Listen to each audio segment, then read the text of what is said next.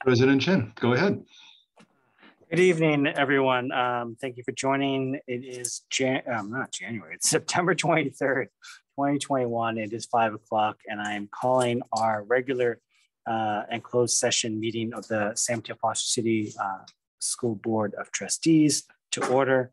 And I will immediately put us into closed session where we will have three items. Item 1.1, which is Government Code Section 54957, Public Employee Discipline Dismissal Release. Item 1.2, Conference with Legal Counsel, Existing Litigation, Government Code Section 54956.9, Student versus San Mateo Foster City School District. Following case LRF 3202-10713, OAH case number 202-107-0332. And lastly, item 1.3, which is Government Code Section 54957, Public Employee Discipline Dismissal Release, District Office Reorganization. So thank you, everybody. With that, I will recess us to closed session. Thank you. Okay, President Chen, go ahead. Good evening, everybody. Thank you for joining us. It is now 6:32 p.m. We are reconvening our regularly scheduled board meeting, coming out of closed session with nothing to report. However, if there is time following this meeting, we may return to closed session. Okay, moving on to our regularly scheduled meeting. We are starting off with our flag salute. So if everybody would please rise, maybe unmute and join me. Ready? Begin. I pledge allegiance to the flag of the United States of America and to the republic for which it stands, one nation, under God, indivisible, with liberty and justice for all. Thank you, everybody. We will do our next item, which is roll call, going from right to left here. Trustee Corzo. Here. Trustee Proctor. Here. Trustee Watkins. Here. And Trustee Warren. Here. Thank you, and I'm here as well. We are all here. Next up on the agenda is approval of tonight's agenda, September 23rd. Does anybody have anything they want to say about it or want to just motion? I'll make a motion to approve the agenda. Thank you, Trustee. I'll second. Thank you, Trustee Proctor, for the motion. Trustee Watkins for the second. Roll call vote. Trustee Corzo. Yes. Trustee Proctor. Yes. Trustee Watkins. Yes. Trustee Warren. Yes. And I will vote yes as well. All right, the meeting is set. Next on the agenda is the approval of minutes, the August 26th and September 9th minutes. Any changes, corrections, comments, or are we ready for a motion for approval? A motion to approve the minutes. I do have one correction on the meeting from 8/26. Okay. At one point, and I'm trying to get back to it. Let's see. Anyway, it makes a motion, that a motion was passed by Shara Warren. And to my knowledge, that there is no such trustee by the name of Shara Warren. Thank you. This is page 2. Let's see, it's page. Yeah, it's the approval of minutes. Oh, yes. Okay, sure. Thank you for that correction. Trustee Corzo, would you like to amend your motion to add that correction? Yes, I would like to motion to approve our minutes with the correction to item 3.5 on the August 26th meeting minutes. Thank you. Do we have a second? Second. Thank you, Trustee Proctor. Roll call vote. Trustee Corzo. Yes. Trustee Proctor. Yes. Trustee Watkins. Yes. Trustee Warren. Yes. And I will vote. Oh, I don't think your mic picked it up. Yes. Thank you. And I will vote yes as well. So the minutes have passed. Now we are moving to public statements related to non-agenda items. And let me just get that language up.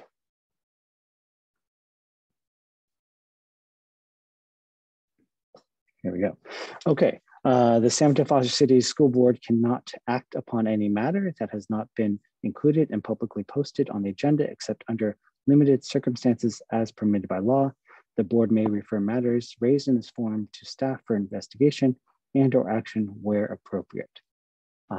We will open up public comment for non-agendized items. Peter, if you wouldn't mind, please. Absolutely. For those of you who may be joining us for the first time, if you would like to make public comment on any item, on any non-agendized item for today's meeting, please use the raise your hand functionality within Zoom now.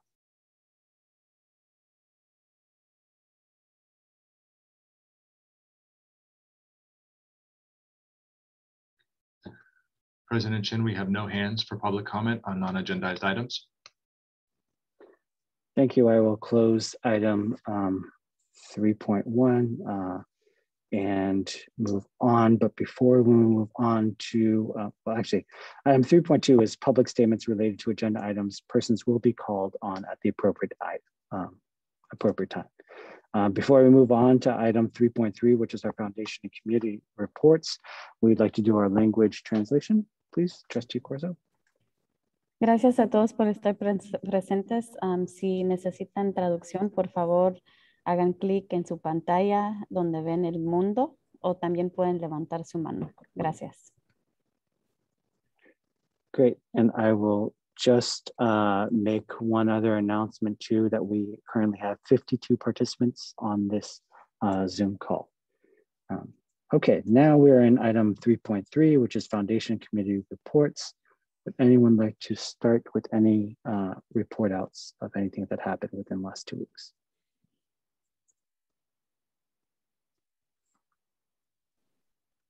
I can go. The PTA council met on Monday, and it was a meeting of all the PTA presidents, that formed the council for the school district, and just started out the year welcoming the presidents and welcoming everybody back to school, as well as starting to lay out how our parent ed that's going to be happening, which will include a representative from Star Vista, and that will be happening later in October.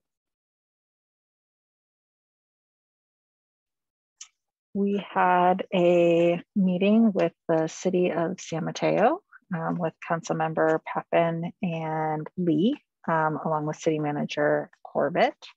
And we had an opportunity to share a little bit about the upcoming Ed Foundation Gala that will be on their next agenda to approve a donation to that and a live auction item. We talked to them a little bit about,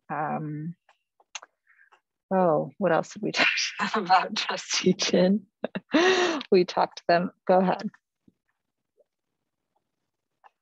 We talked to them about the completion of all of our gyms and kind of just the status of our upcoming construction projects.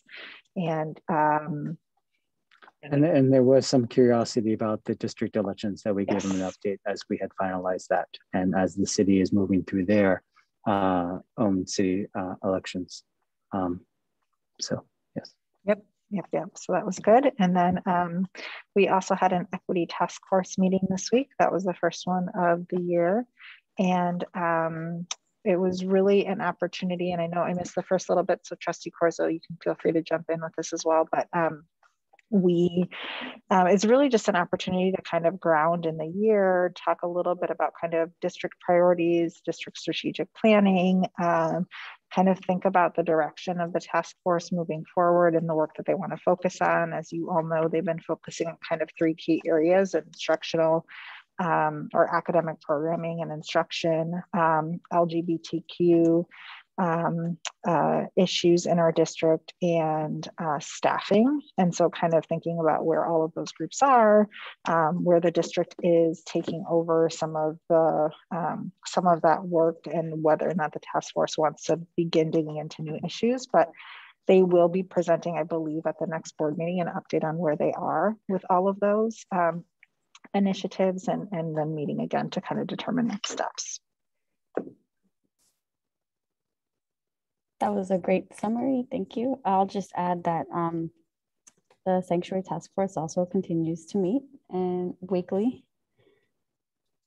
And that's about it for that.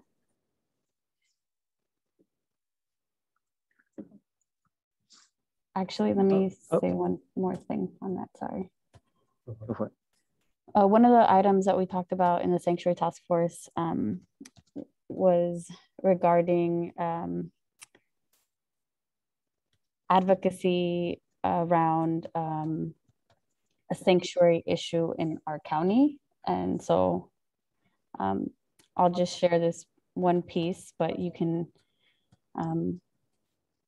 there's information publicly available about this, but there's something called the Truth Act. And so fact that a lot of people don't know is that our county actually still is working with ICE, and is is essentially the only county in the Bay Area that is doing so. So we talked about that and invited folks to, to advocate on that issue. Great, thank you. And sorry, we're just doing some meeting management issues here at the same time. The last thing I wanted to add just on the PTA Council event was Superintendent Ochoa was in attendance, and besides welcoming all the presidents for this year, he did get a very thorough update on the current conditions of the district, the communications, and our COVID response. And so I think that was good because, as all of us know, the PTA presidents are sometimes our first line of defense, I wouldn't say, but they hear things that we do not hear yet, when they may hear it first. And I think it's appropriate that they know that are well informed in everything that's going on in our district. So I appreciate that conversation that we had, and it was a good one. Okay, moving on, unless there's any other committee or foundation updates, reports. Okay. We are moving on to our SMETA, CSEA, and SMEA updates. Peter, would you mind bringing in our representatives, please?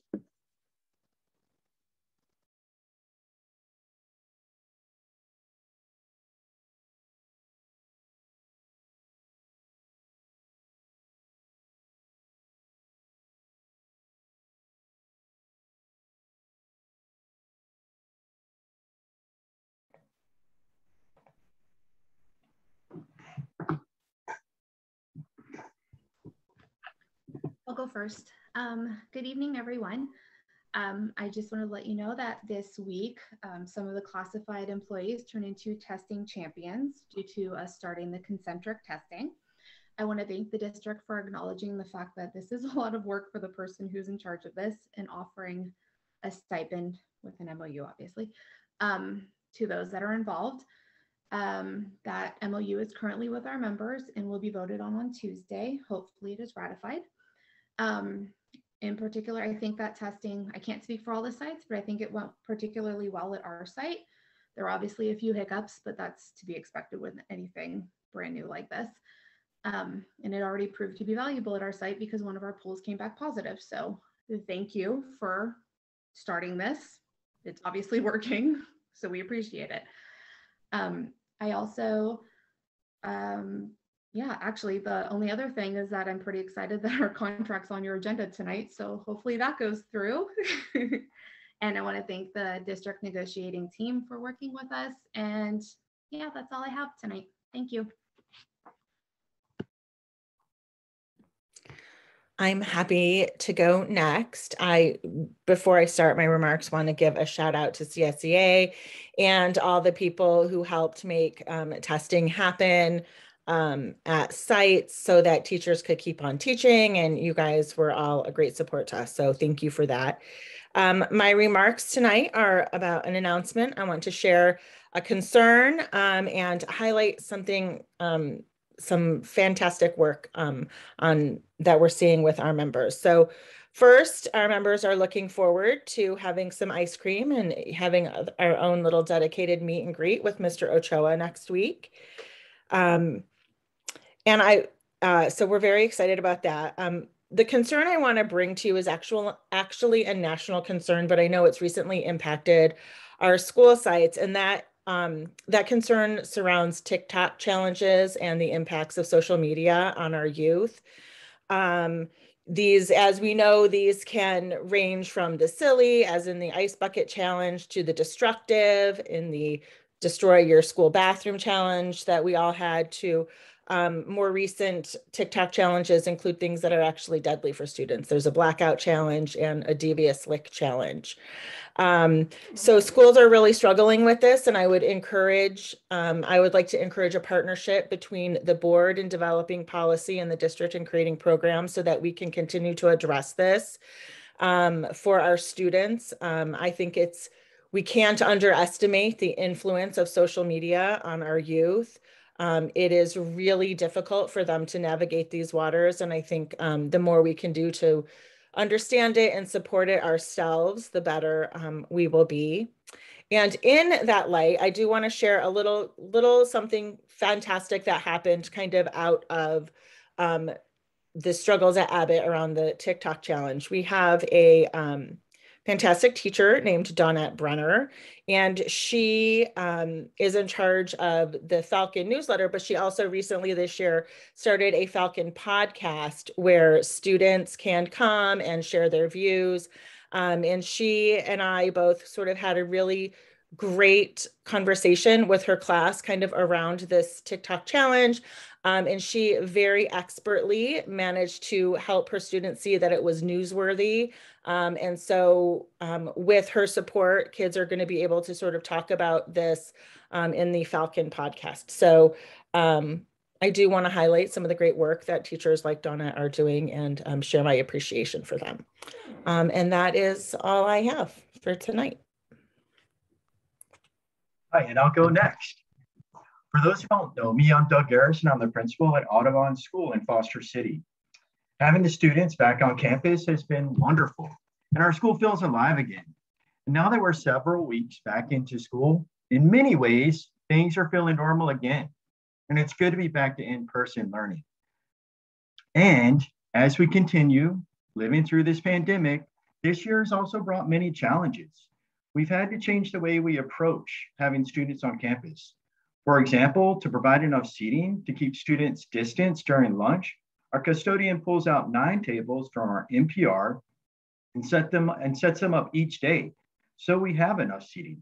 So I want to give a shout out to Candelario Ochoa for making this happen. Another challenge we've experienced is around staffing.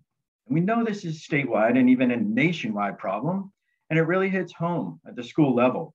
Our staff has been both patient and flexible while we're getting staffing into place. We've worked together to meet the needs of our students. We've reshifted schedules in the moment, and we've made many sacrifices. I want to give a shout out to Suzanne Rosani, who's worked tirelessly with me in getting positions filled. We're not there yet, but we are moving in the right direction. We've even had district staff come out to support us from time to time. Jennifer Delegata has supported students with IEPs, and Julianne Nakano is training our new PMT team so that they can give top-rate physical education to our younger students. Thank you to Jennifer and Julianne. And I want to give a big thank you to our amazing Audubon staff. Even with all these challenges, our teachers and staff are working hard to make learning fun and meaningful. Students are engaging in math and hands-on science experiences through TWIG, and much, much more. Our counselor, Aria Tapia, is leading a school-wide bullying prevention campaign starting next week and running through the month of October. We're teaching students about what bullying behaviors look like, how to be an upstander to support each other, and how to reach out for help when needed. Kindness is our jam at Audubon, and we want everyone to work together to make our campus a safe and a happy place. As you may have guessed, Stronger Together is our theme this year. And next week, our PTA is sponsoring the Eagles for Education Spirit Week to celebrate our togetherness. It's going to be a week of wacky clothes, tie-dye colors, and even pajamas. Next week, Friday, we're going to make a giant #unity sign made of students on our field to represent our togetherness during these challenging times. We would love to have you join us for this special event. On behalf of the Audubon staff and SMEA, I'd like to thank you for your continued support.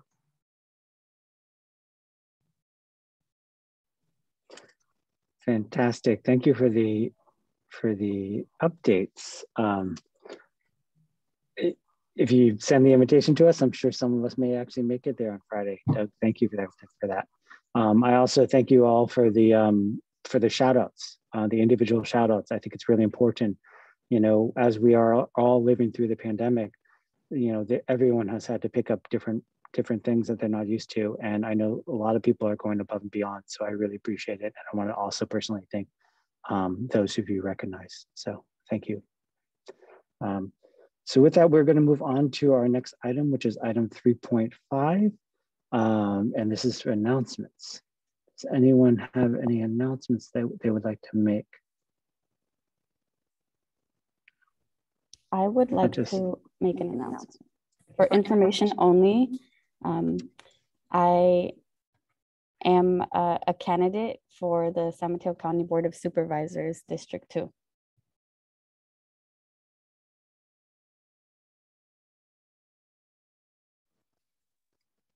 Fantastic. Thank you for that announcement, Trustee Corzo. Anyone else, any other announcements that anyone else wants to make? I will just make an announcement now that we have about 69 participants in our group. And for those who are paying attention or watching us live, you'll notice that we also have sign language interpreters for our board meeting for the first time. So I just want to thank them for being here and providing this service to us and our community. So any other thing? No? Okay, let's move on. So we're moving on to Superintendent Report. Superintendent Ochoa. Thank you, President Chen. Tonight, I'll focus on an aspect of the agenda that is new for my superintendent report. A couple weeks back, I worked with Trustee Watkins on a plan to give more opportunities, give a different opportunity, implement a new strategy that we have some ideas of what it might result in regarding increased participation from the community in our board meetings. But until you try something, you never really know how it's going to pan out. So what we put out was for this board meeting's agenda, we added language in the announcement of the meeting itself. And when you go to the district's webpage where you would access the agenda for tonight's meeting, we added some language in there with a link to a Google form that encourages anybody in the community who is thinking about attending this meeting or wanting to know more about the meeting to submit comments and feedback on agenda items. So the day that we published this, we created these forms in English and Spanish.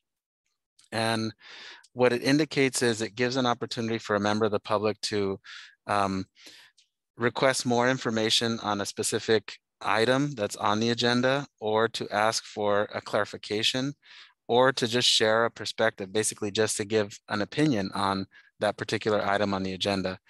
So there's obviously a track record at our meetings of members of the public being able to call in to give public comment on an agenda item.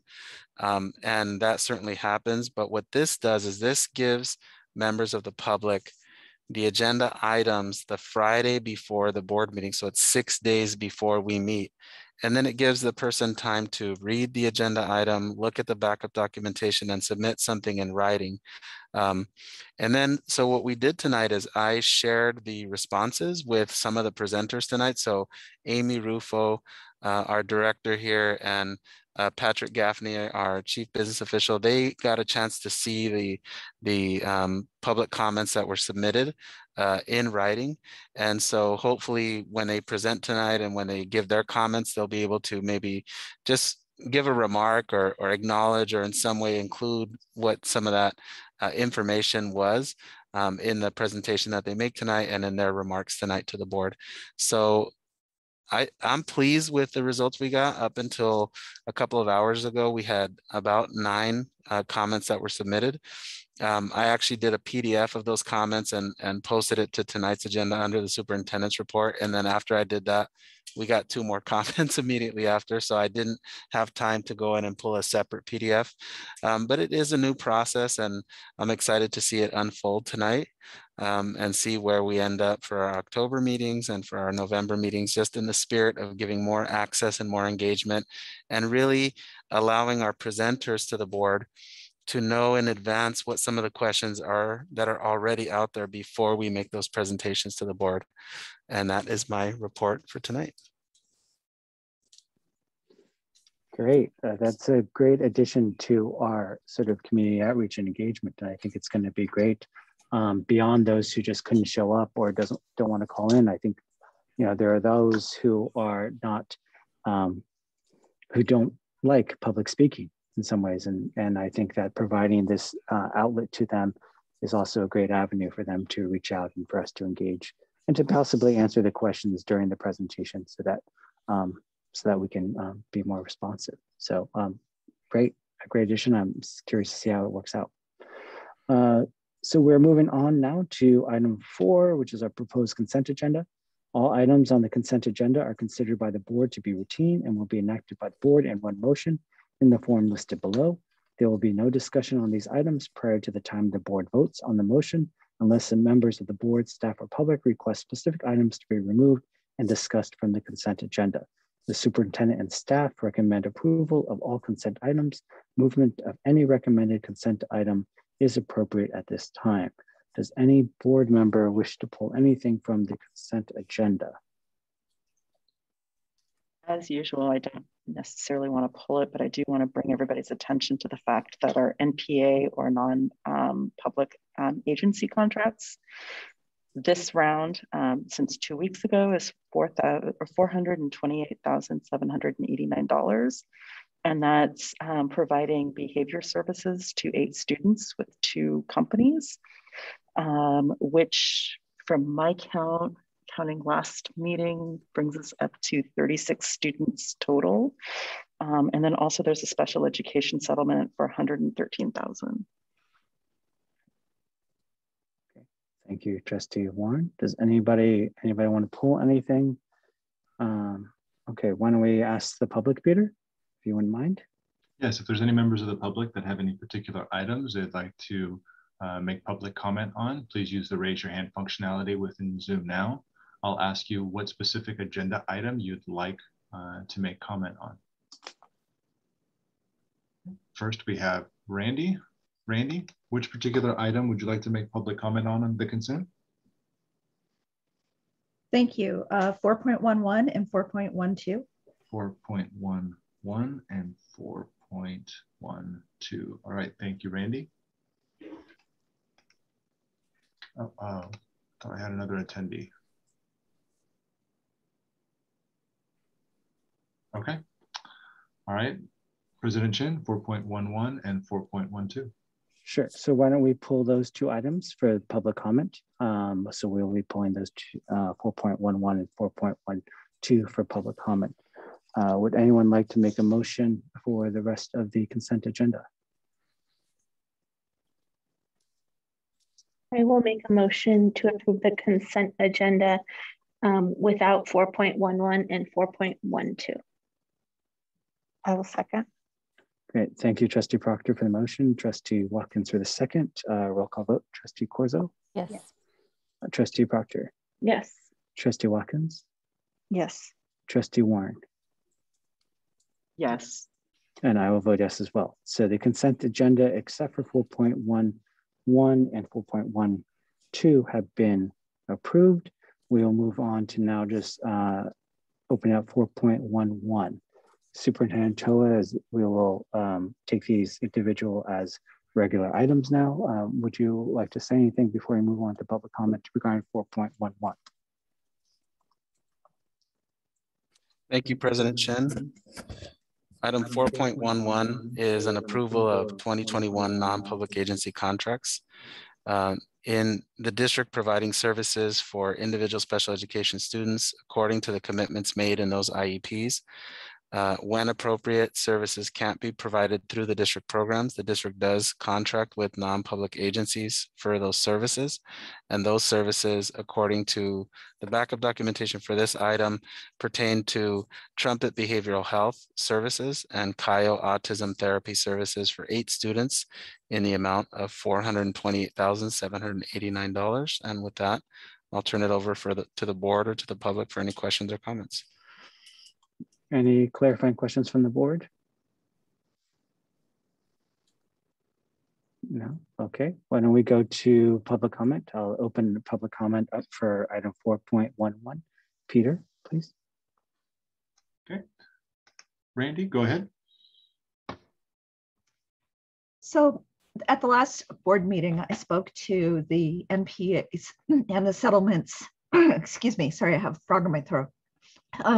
I spoke to this issue and requested that these be pulled in a consent agenda and asked for a very specific thing that I'm going to reiterate again tonight, which is that a summary of these amounts and the cumulative summary of these be maintained and presented for each school year, so that this would be added to whatever had been approved for the year up to now, similar to the accounting that's done for, Measure X, Measure T, that sort of thing, so that the public can see not just piecemeal, but how these things are adding up.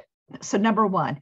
Number two, so it sounds like, and please correct me if I'm wrong, that there are 8 students that this contract is for. And it sounds like that this just isn't just 8 student slots, but these are 8 identified students.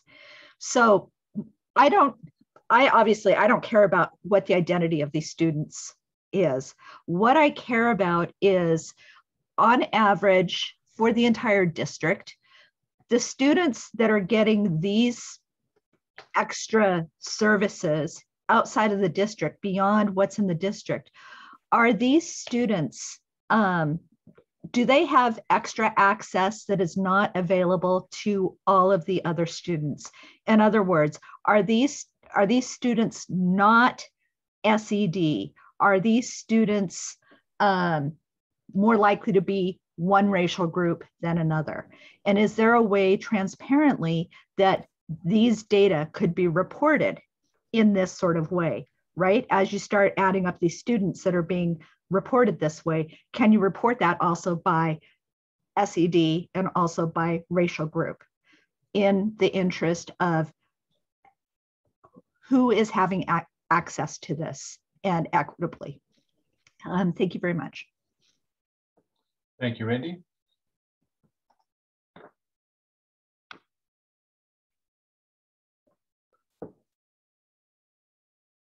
Okay, President Chen. Great, thank you for that public comment, and thank you, Peter, for opening that up. I'm officially closing public comment on item 4.11.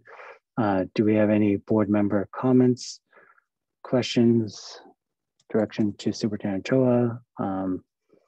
I do know we will be having a special education update next month, and I believe we're going to have a lot more data about this, but if there's anyone who wants to say anything now or would like to make a motion on this item, we'd be happy to entertain it. I do want to say a couple things. One, I think it's important to go back to what IDEA states in terms of what we're expected in offering students with disabilities in terms of free and appropriate public education in the least restrictive environment. Now, when we come up with IEPs, which set what FAPE looks like for that individual student, that's where we can get into the discussion of, you know, what is that least restrictive environment? And a lot of times, you know, it is having a behavioral support of some sort. My concern is the fact that we don't have, it appears that we don't have enough people trained within our own employees to be able to provide that level of behavioral support, which it would be why we would have to go through companies such as Trumpet and CAIO, and ALP and CLASS and the other agencies that we've discussed in the past. You know, we have 36 identified students that need, or that are identified as needing this level of behavioral support as identified through their IEPs or individualized education plans. You know, I think there may be some way that we can look at demographics. However, there's a lot of that is protected information under FERPA, which is the Education Privacy Act, in terms of what each student brings into the IEP process. So I'm hopeful that at the next, when we get our special education update within the next month, that we can have some visibility to that. And I'm hopeful, Superintendent Ochoa, that's some of the information that you can bring to us as part of your special education update, as well as what the district's planning on doing and what the district is going forward with in terms of training our own behavior technicians.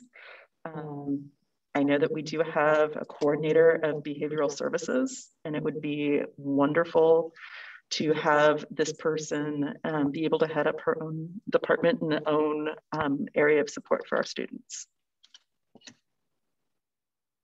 Great, thank you for those comments, Trustee Warren. Does anyone want to make a motion on this item so we can move on?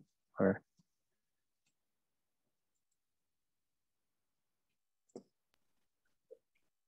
was this 4.1.1? 4.11, yeah. I'll make a motion to approve 4.1.1. Second. Thank you, Trustee Proctor and Trustee Corzo for the motion. A second. Roll call vote. Trustee Corzo. Yes. Trustee Proctor. Yes. Trustee Warren. Yes. I'm sorry. Trustee Watkins, I'm sorry. Yes. When I look at you guys, we normally go alphabetical, we used to, but now we switched and it's programmed in my brain. I'm sorry. Trustee Watkins. Yes. And I will vote yes as well. So that has passed. 4.1.1 has been approved. Moving on to 4.1.2, Superintendent Ochoa. Thank you, President Chen. Give me just 1 second here.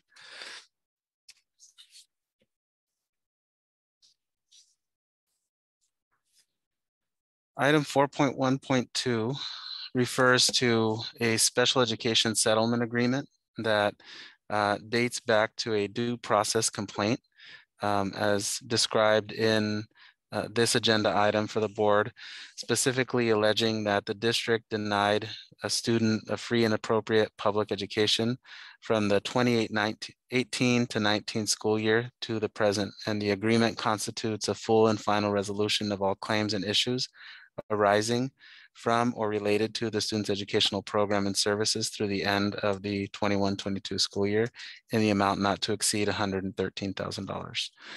With that, I'm open to any questions from the board or any comments from the public. Any clarifying questions from the board? No? Why don't we? Okay. I do have just one, and it's, blame it on a poor memory right now, but where does the settlement money come from? Does it come from a special education budget? Does it come from general fund? One of the issues that districts throughout the state, including the San Mateo Foster City School District, face is that there is a phrase called encroachment, which refers to the lack of funds for special education relative to the cost of special education. So there aren't any set aside additional or special funds for settlement claims because the cost of special education far exceeds the amount of money that we receive to provide special education. And so for that reason, the funds that we utilize in order to resolve these settlements come from the district's general fund. Thank you. Great, thank you. Peter, would you mind opening public comment for item 4.1.2, please? Absolutely. Randy, go ahead.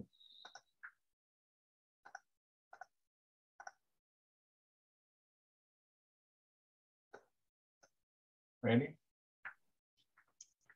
Thank you. Yeah, so thanks for the verification that these settlement payments come out of the general fund. And, you know, it's makes for a lot of transparency about, you know, these funds that we as taxpayers pay for things like for the parcel tax. So with these settlements, this is another thing that I personally would really like some transparency into, if at all possible. So my suspicion is if you were to take, you know, all of the students from special ed that get paid out settlements, and you were to match them with everyone else that don't get settlements, but you were to match them with all the students that have the same diagnoses and severity, put them in different rooms, I think that those populations of students would probably have a different look and a different SES profile. I think you know what I'm saying, that the students that have access to the settlements have access to knowing how to work the system, have access to being able to afford a lawyer, have access to language, have access to an education that's not the same as those that aren't getting these settlements, and that also are not getting their educational needs met here in our system. So my question is, you as the board, what are you going to do about that? What are you going to do? In order to fix this, we need to fix the problem so that we aren't having to pay out these settlements and that we are meeting the needs of all students. So that's my comment for that. Can we fix this? Please fix this. Thank you, Randy. Okay, President Chen. Okay, thank you for that comment. I'm officially closing public comment for item 4.1.2. Returning to the board for any comments, further questions, or motion. Okay, it's special education. I'm going to make a comment.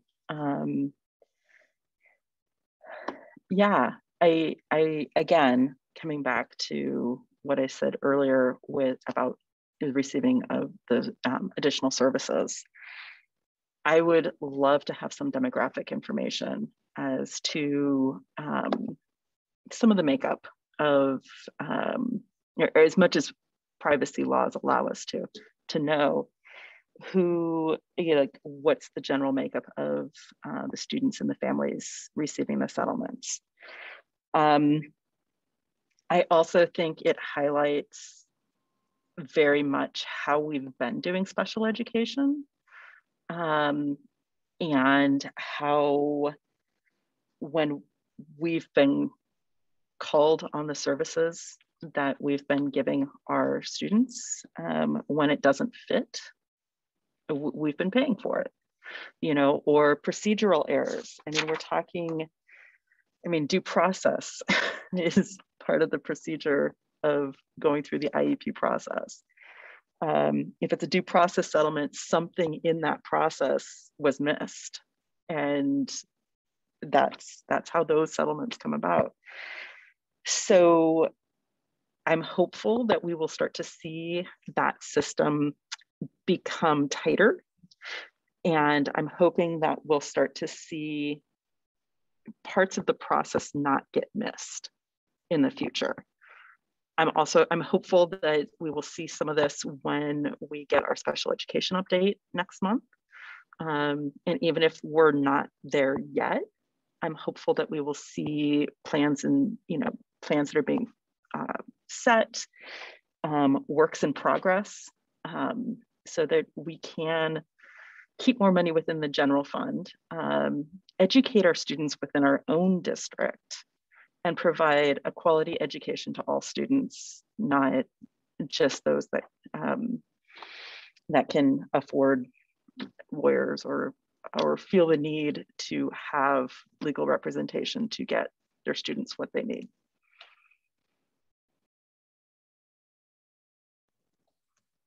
Great, thank you for that comment. Does anyone have any other further comments or would like to make a motion? I would like to comment briefly. This topic, I mean, as you could see, right, Superintendent Ochoa shared for this specific item, right, this was caused by, issues that occurred in the past. Our board has been having discussions about, the needs of our special education department and the needs of our students and the issues in the system for many years. And, that work is in process and will be brought to us next month. And it's really work that has to be done in collaboration with our families, with our teachers, with our district staff, with our board. And so while having these conversations can be difficult, we also we need folks to step in and be supportive and collaborative and really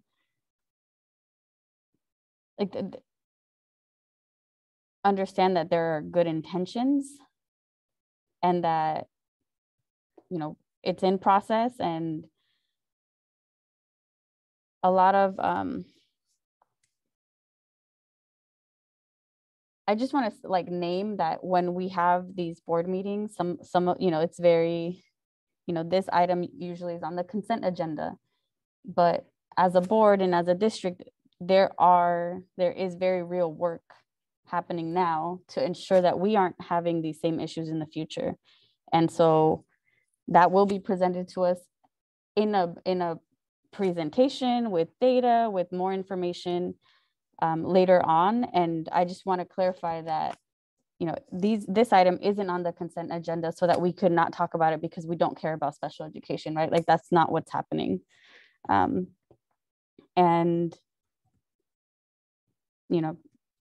everybody is putting their granito de arena, their little piece of sand on the beach to get this work done. And so we will continue to do that. Thank you.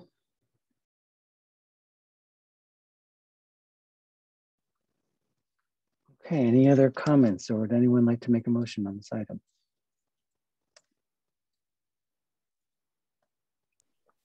Motion to approve 4.1.2.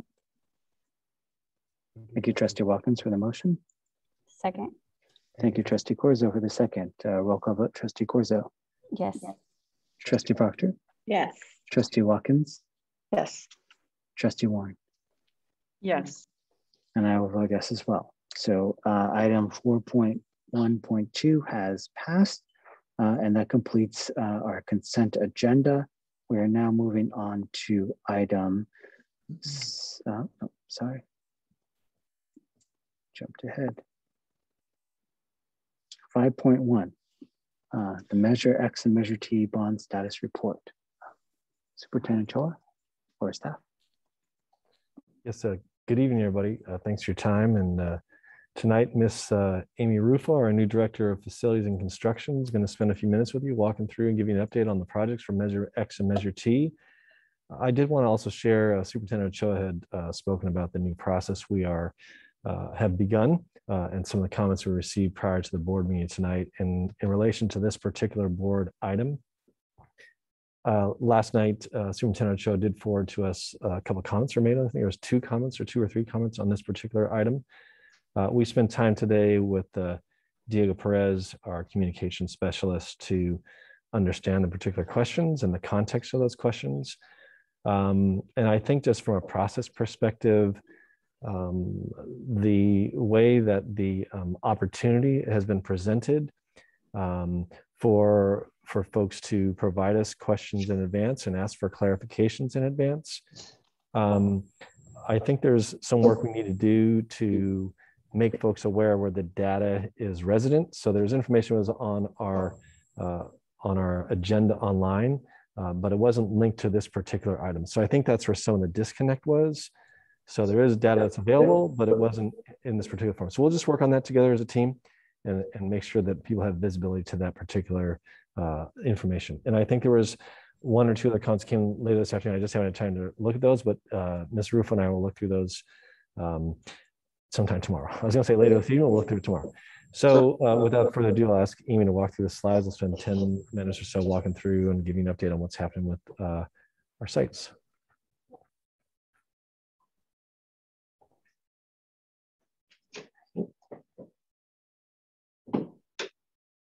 All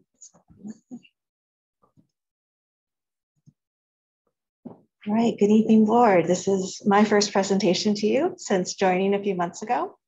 So this is meant to be a quick update on Measure X and Measure T with a longer update in the coming months, but I wanted to give you an overview of what we've been doing this summer and into this fall. Okay, so these are our current projects that are happening or just been completed. Water bottle filling stations. We are in process of adding at least 2 filling stations to each of the school sites, and that is scheduled to be complete by the end of October. Let's see, I'm trying to hide these thumbnails here. Hold on 1 second. Maybe Peter, if you want to go in and be able to hide the other graphics here. If it helps, Amy, it's Patrick is not actually showing up on the presentation. Okay, it's I just see him on behind your head here, so I'm trying to make him. Oh, as long as they can't see him at home. So I'll continue. Okay, you can't see it. Perfect. All right. Thanks. So we hired Bartos Architects to assess our drinking fountains. They created bid packages. Those were bid over the summer. We pre-purchased the equipment, hired Delta Bay contractors to install them. And here is an image of what the water bottle filling stations look like. Vape detectors. Vape detectors are in the process of being installed. They're scheduled to be done by the end of November. It's actually called an environmental sensor. There's a picture there of the device. They're being installed in roughly 55 locations in locker rooms and bathrooms where we have middle school students. These devices can also measure other things such as noise, humidity, air quality, and administration on campus would then receive a text or email if the vape smoke is detected. Restroom improvements. This was a big part of our bond measure. So we're spending time to assess all the restrooms. Bartos Architects have walked all the bathrooms, noted all ADA items, the current state of finishes, if there's any ADA violations.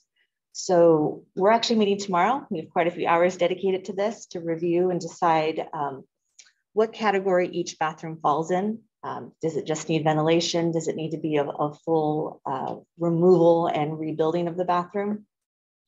Once we figure out which category each bathroom falls in, we'll then start to draft up contracts with architectural firms for those larger projects. Some we might be able to do with work orders or with minor projects. We're looking at bringing those contracts to you by the spring. Oral portables. So one has arrived and one it's on its way. So We hired DSK architects last fall. We removed a building from Bayside. It's almost complete. The flooring's installed, and then we're building offices because the use is mainly for counselors and small one-on-one space inside the room. The second building is on its way to DSA, the Division of the State Architect, with looking at either a Thanksgiving or winter break delivery of that second building. So at Burrell, once the new gym was opened, we had 2 empty locker rooms. So we were able to convert that space into both a music room and a weight room. So here's just some photos of that new space that they're able to use at the school site. HVAC project. So phase 1 is next summer, which is 2022, with phase 2 the following year. Here is a listing of the sites. The group of schools in phase 1 are sites that currently do not have any air conditioning. They're just heating in the rooms. These schools here also require PG&E service upgrades. We currently do not have the power required to run air conditioning. So we've been working with PG&E on the new location of that service. We are in DSA right now. A few projects have received approval, and the rest will be getting approval in the coming weeks.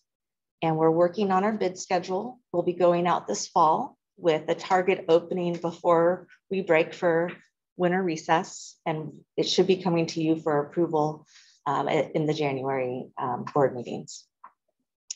The groups here listed for phase 2, those sites already had some air conditioning, maybe not in all the rooms. They already have ductwork. Those sites were grouped to be second, mainly because there's varying situations in each room. The first group we call it cookie cutter. Most rooms are the same. It's easier to do and we can do it faster. So that's how we group the sites there. CO2 sensors. I grouped it in 3 different categories. We have our school sites with newer units that can accept a CO2 sensor with how it's current controls, can be easily installed. Then there's the phase 2 sites that have units that can accept a CO2 sensor.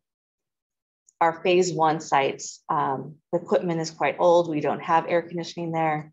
So they currently cannot accept a CO2 sensor with the current equipment.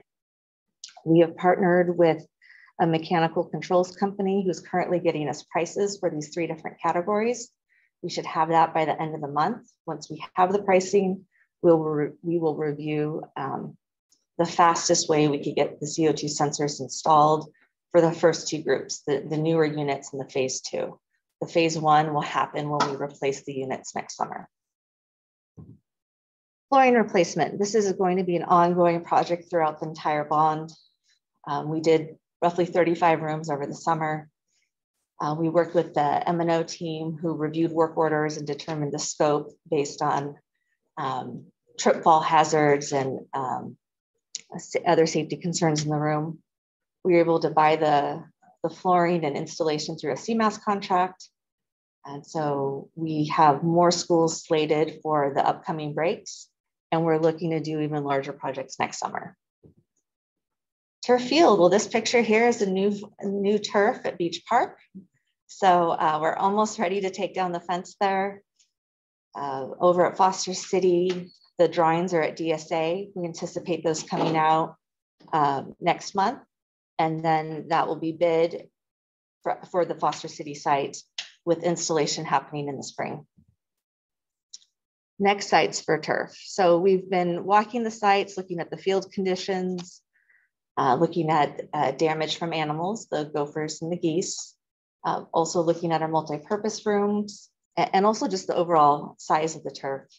When we have smaller fields and the amount of students that are on the grass and you can't rotate where play is, it's difficult to have healthy grass continue to grow. So by looking at that, we are coming up with the next sites where we propose installing turf, which is Parkside, George Hall, Sunnybrae, Highlands, Lead, and Meadow Heights. Landscaping, this is about mainly front landscaping, but in general, we're looking at all of our planter beds throughout the district, looking at the health of the plants. Some of them are what I would call original plants that were built or installed when we built the building, and sometimes they've just outgrown what's kind of presentable. We're looking at changing that. So we're working with our grounds team to figure out what projects they can take on and what would be larger that we would have to bid out to help beautify our campus. Paving assessment. So currently we have PEI, pavement engineers, that are going around to all of the schools and our central district property, taking core samples to see how thick our pavement is, assessing trip fall hazards and just the lifespan of the paving we have. Through that, we're going to rank the sites based on the most need. And also we're looking at where we have utility replacement, where we have new buildings going in that will need utilities trenched to that location. Also solar is listed, which is coming up later in the agenda. If the solar is approved, there will be trenching to the solar shade structures. So we're just being very cognizant of all the work that's happening at these sites, and we don't want to replace all the paving and then come through and saw cut and make a lot of new trenches. So we're looking at all the sites, seeing which schools do not have any of these other projects happening. Those would happen first, along with their needs. And then as we work our way out of a site with building either the solar, new building, et cetera, we would then follow with paving. And then we would work with the school site principals and staff on what they would want striped. So then we can look at new games and different locations for what's happening on the paving. Multi-purpose rooms, we have two groups. We have George Hall and Sunnybrae with Measure X, Lead, Highlands, Meadow Heights, and Parkside with Measure T. The Measure X sites are ahead of the others. George Hall, we're going to be bidding this fall, winter, once we receive approval. Sunnybrae is about ready to go into DSA, again, the division of the state architect. Measure T, we presented to you in the summer, the schematic design, really conceptual design. Schematic design is continuing. Here's some images of the multi-purpose rooms. We're in the process of finalizing colors with the school sites and moving on to the next stages in design. Bowditch renovation rebuild is quite the large project happening out there. So the science and drama are currently at DSA. The gym is under design. So we've walked the three new gyms to see how those are functioning now that students are back in the building and design has started. And then there's the renovate rebuild. So we're currently studying the counts of classrooms, where they should be located on the campus, and involving the school site council, and those committee meetings are now scheduled. Solar installation, that's up next. You'll see a presentation on solar. And then hand sanitizing stations, sinks, and hot water. The assessment was completed in August. We've made we've created a spreadsheet with the number of sinks we have everywhere. Broken sinks are being replaced by work orders. We have costs on different ways to bring hot water to those locations. And school sites are continuing to put in any work orders for anything that is broken. So I will be back later in a few months with a larger presentation, but that's a little taste of what's currently happening. Great, thank you for that presentation. Opening up to board clarifying questions. Does anybody have any? I see one head. John, go ahead, Trustee Ward. Yeah, I just had a question about the landscaping. I know some schools have large trees. which I'm sure some of them fall under heritage tree situations. So I was just wondering how that would be taken into account. Or would you be working with neighborhood associations when contemplating like landscaping, especially in the front of the school where it can affect other home values in the neighborhood? I'm getting just two sounds here on the speaker. Did you mention heritage trees? Is that what I'm trying to, what type of tree did you say? Yeah, I mentioned heritage trees. Okay, just wanted to make sure I heard your word correctly. Yeah. Yeah, so we also have a district arborist who's looking at the health of the trees to make sure that any landscaping that's currently there, it's safe, that none of the limbs might fall on anyone. So we're not really studying trees per se. It's more the lower planters that are in our parking lots, more like hedges and the low plants. So if there's opportunity for trees that would make sense, we would work, of course, with the school site and take the principal's lead on what's any big groups that are currently in the neighborhood that would make sense to work with. But the main thing we're looking at is the lower plantings. Thank you. Great, thank you. Any other board member clarifying questions before I move to public comment? I have one, and I was just looking at the slide with the CO2 sensors counting numbers of schools, and I noticed that Lead and Foster City Elementary are not on the list. Was that just, are they in one of these phases or? They are part of, yes, they are part of the phase. Foster City is in phase 2. And Lead, let me just check the list here.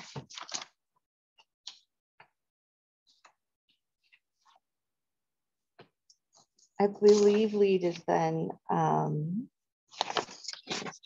think it's also in phase 2. No, yes, they're in, Lead is in phase 2. Yeah, they're both in phase 2.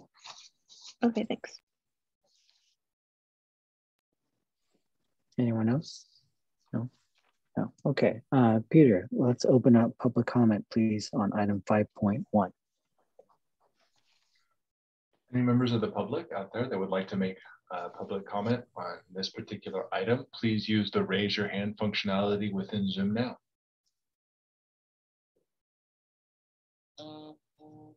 Okay.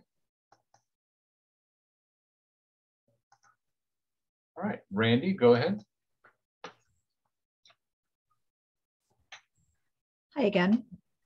Robin Young from WBUR had a straightforward interview with Harvard's Dr. Joseph Allen just 3 days ago.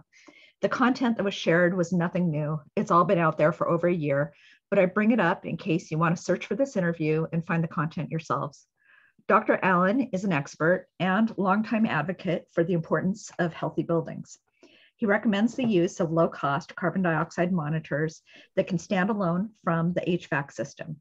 These are designed to help you understand the amount of outdoor air that's getting in. These can tell you whether you have an underventilated room. During COVID, it's recommended that each room that's occupied have no more than 800 parts per million of carbon dioxide. Dr. Allen also makes a recommendation to disable the demand control ventilation function, which means that air is delivered all the time to rooms in the building, which is what I understand that the district has manually done for all the classrooms.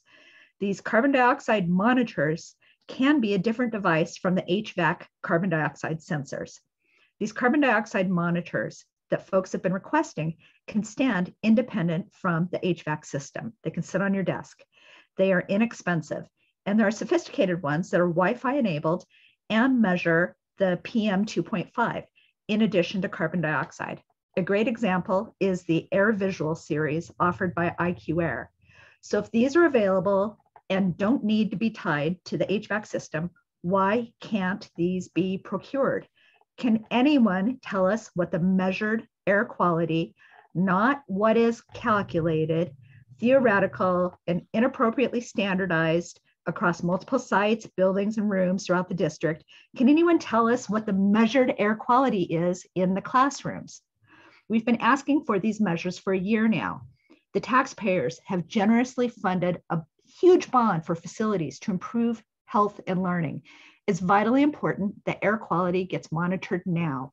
Our kids and staff need to be healthy, not in 2022 or 2023. It needs to happen now. What more will it take? Trustee Chin says the word, and Abbott and Burrell move up in the line in priority. Trustee Chin says the word, and solar gets prioritized. Trustee Chin, will you say the word and have carbon dioxide monitors prioritized? Please. And while I'm asking, please ask that bipolar ionization, an uncertain technology that likely worsens air quality through ozone generation, not be entertained any further. Thank you. Thank you, Randy.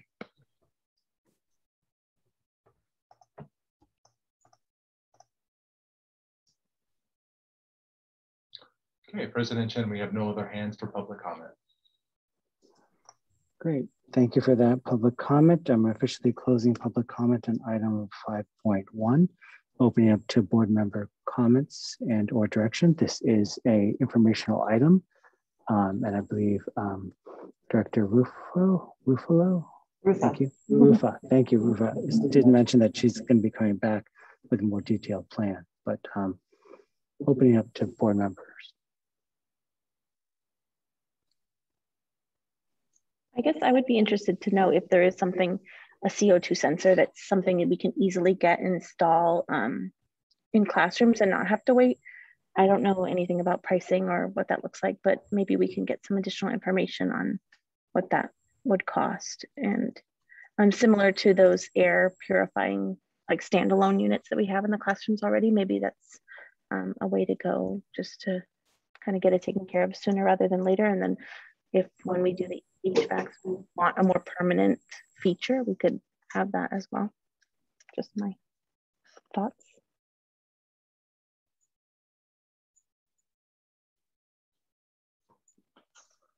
Thank you for the presentation. It's just really great to have consistent updates, and it's really awesome to hear the just the measure team in particular, those projects moving along as quickly as they are. So thank you to everyone on the team that's making that happen and moving these things to the finish line. And I know a lot of them, had to do with health and safety, which we know is, of the utmost importance now, and kids are back in classrooms and teachers and staff. And so just appreciative for the work that's happening, looking forward to the next update and, seeing these things continue to move along. Thank you.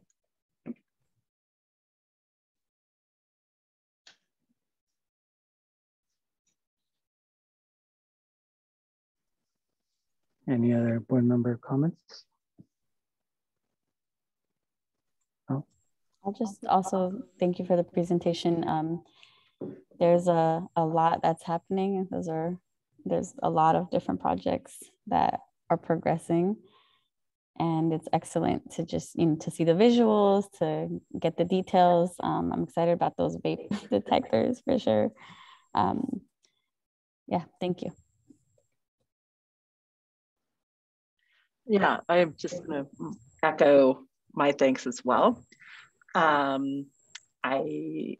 think it's really neat to see the evolution of our buildings, and I'm grateful to all the voters who voted in these measure X and measure T, so that we can go about and afford making our sites more modern for our students.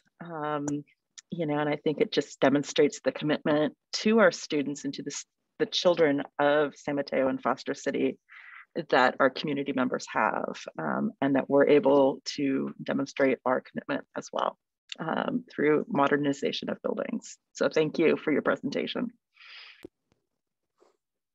Great, thank you. I also want to thank you for your presentation, and also thank your team and everyone who's worked on these projects. For those who don't know, Measure T was only approved last November, and it's even less than a year that we see all of these projects starting to move forward. And so I think it's great in terms of the projects, the timelines, and the speed of everything that you guys are doing. So I really appreciate these updates. And with that, I think we'll move on to item 5.2. Yes, thank you. And thank you, Amy, for your presentation. Peter, if you wouldn't mind bringing forward Arnie Sandberg, I'm sorry, Arnie is going to be sharing some information tonight. We have a couple slides to go through with you, just a review of the construction delivery methods that are options for the district. As Ms. Rufo was saying, we're looking to go out to bid in the next few months for some significant projects. We'll be talking to you in a short while too about the exciting information around the solar project and the investment grade feasibility study that was completed. So we want to spend a little time tonight talking about construction delivery methods and also agreements. And Arnie Sandberg is a very experienced attorney with Lozano Smith, and he has a lot of expertise in construction. So he's going to walk you through some information tonight, just a recap of our delivery method options as well as agreements, and Lozano Smith's experience working with districts who contemplated entering into these agreements. So this information for you to contemplate and discuss tonight. And so I'll look forward to hearing your comments and questions. And if Arnie has been moved forward, Arnie, please proceed with your presentation. Thank you, Pat, and hello, everyone. President Chin, trustees, Superintendent Ochoa. Yes, I'm going to link to a screen here with the PowerPoints. If you'll just give me a second. And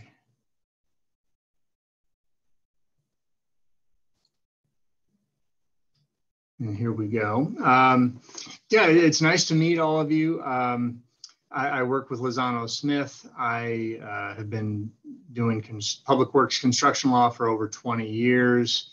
I've been with Lozano Smith for 14 years, and I've been asked by Pat to go through some construction delivery methods and discuss some agreements.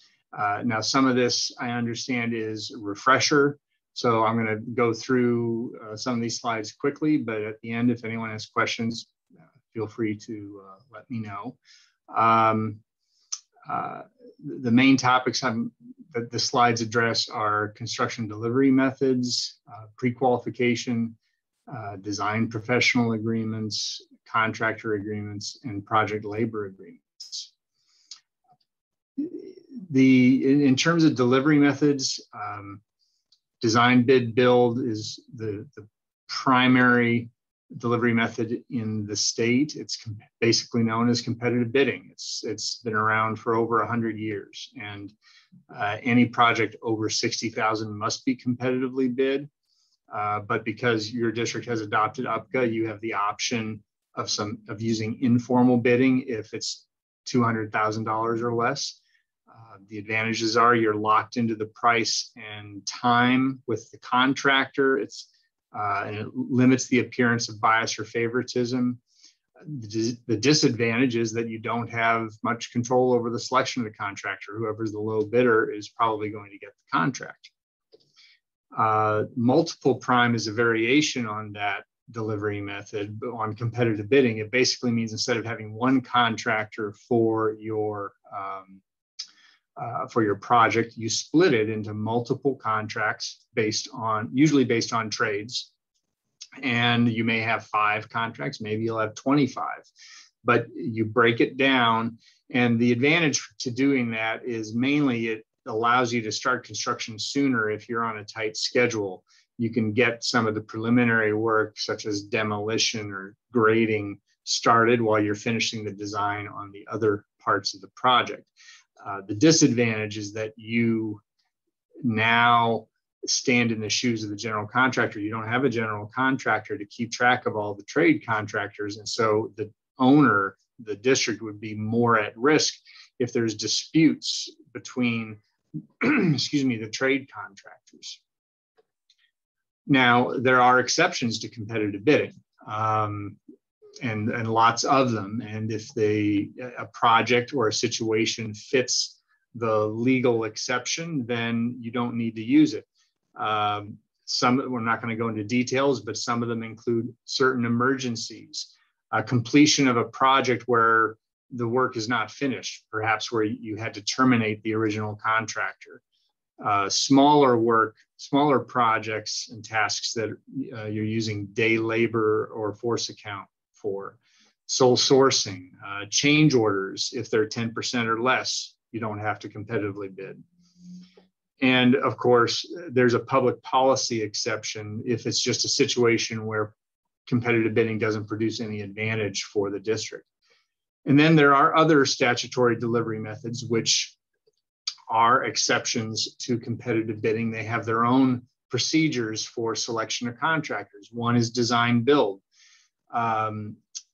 Design build can be used when you have a project that's over $1 million. And essentially the district prepares a partial design, and then through an RFP process, you hire a contractor, actually a design build entity, who will finish the design and then construct it. And the selection is done based on best value or the lowest price. And best value is a very flexible concept. So you can select a contractor based on the quality, and then it's a turnkey process. Ideally, you will not have to be bothered very much, and they will finish the design, finish the job, and then hand it over to you.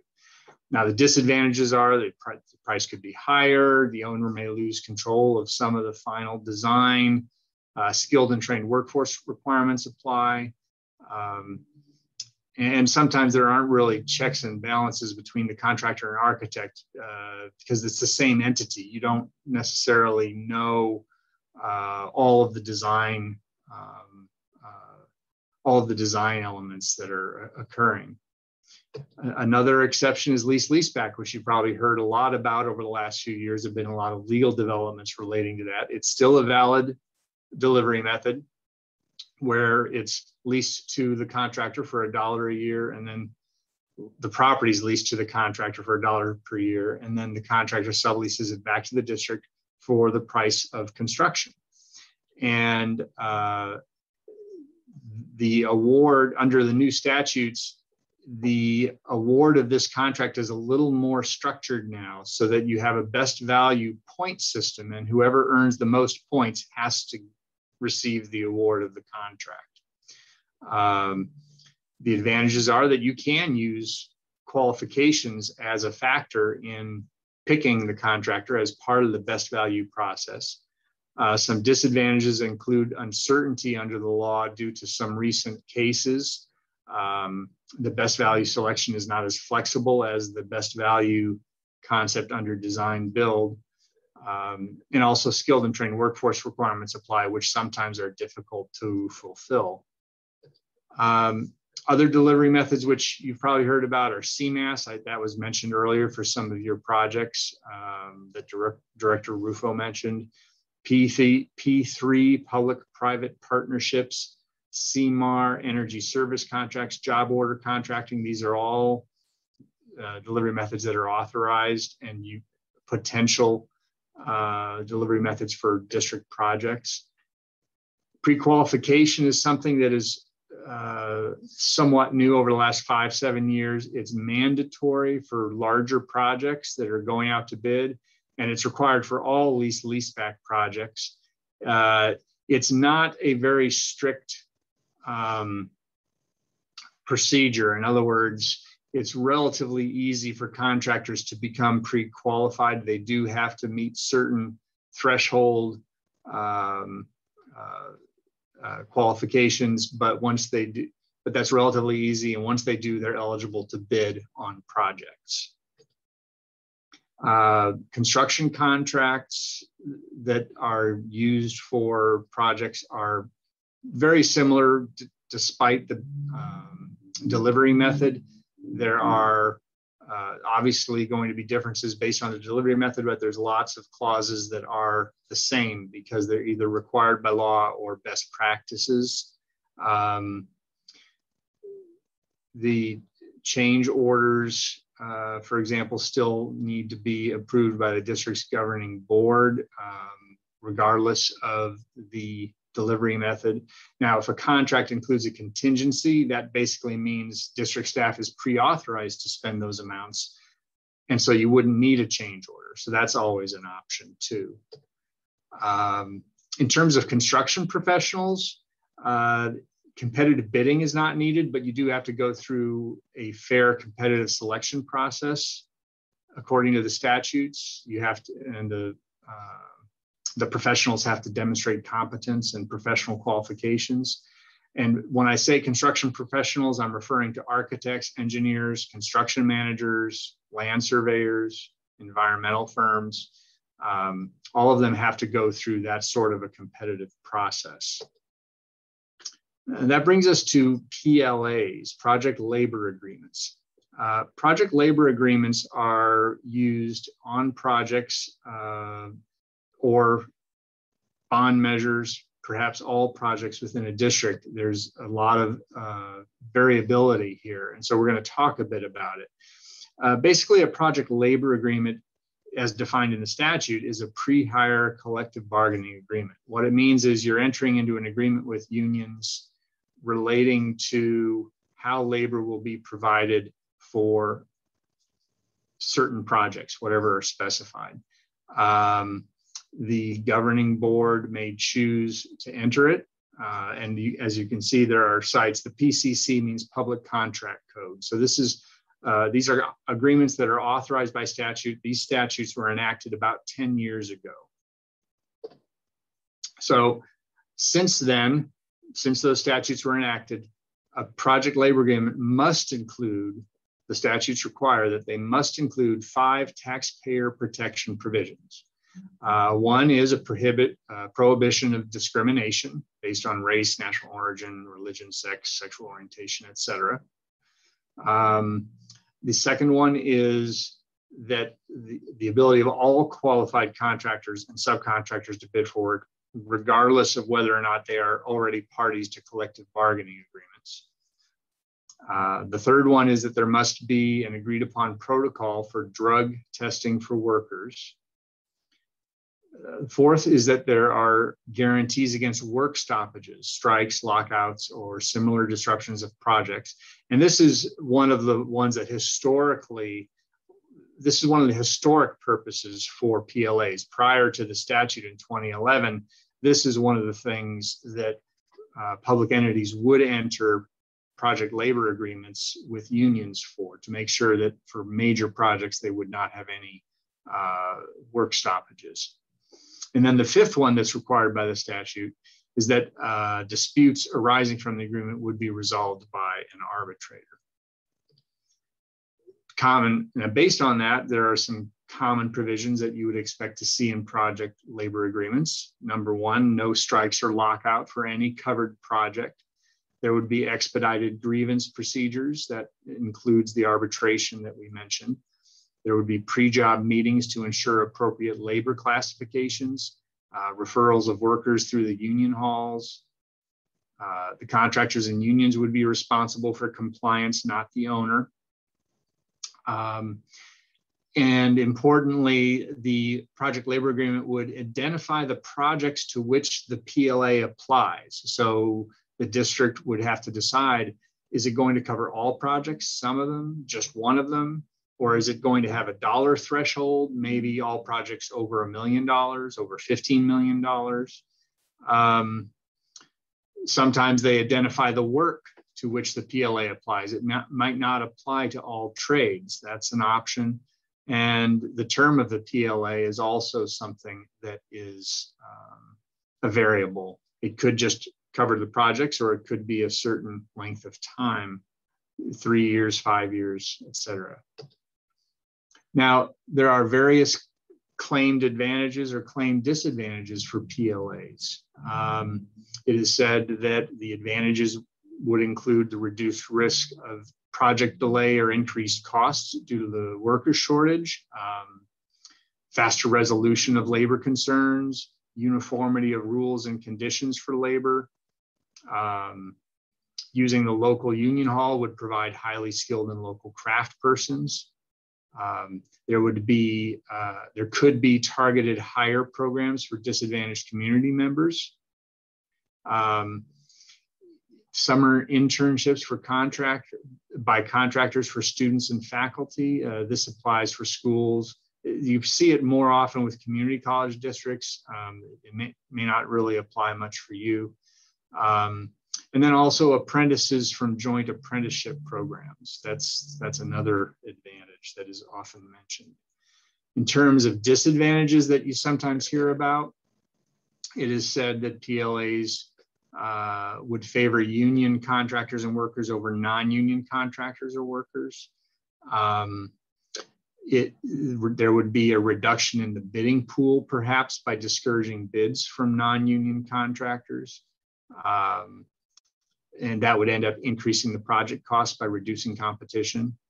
There may be benefit forfeiture for the non-union employees if they're required to sign on to union plans for benefits. Some people say that PLA is not necessary since prevailing wages are already required for public works and strikes are very rare.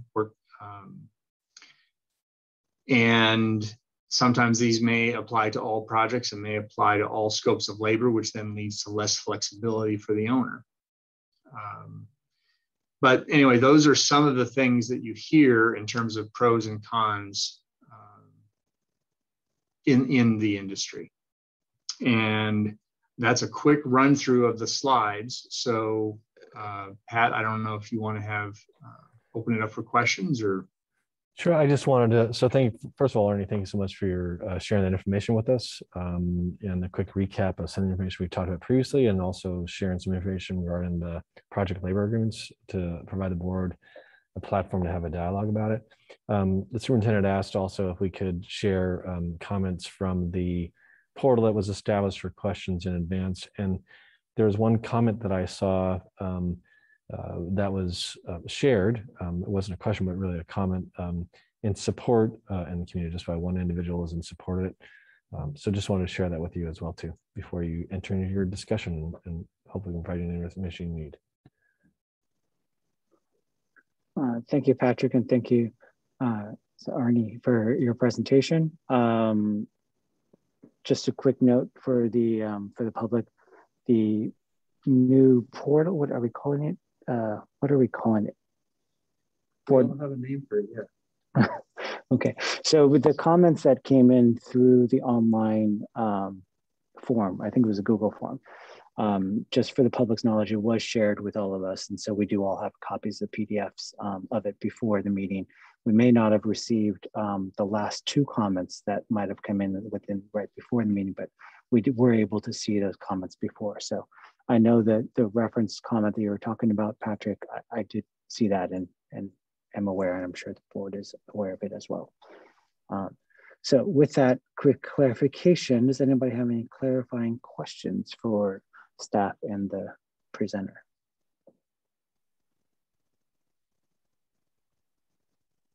No? Okay. All right. Let's open up public comment on item, what is this, 5.2? Please, Peter. Any member of the public that would like to make comment on this particular item, please use the raise your hand functionality within Zoom now. Okay.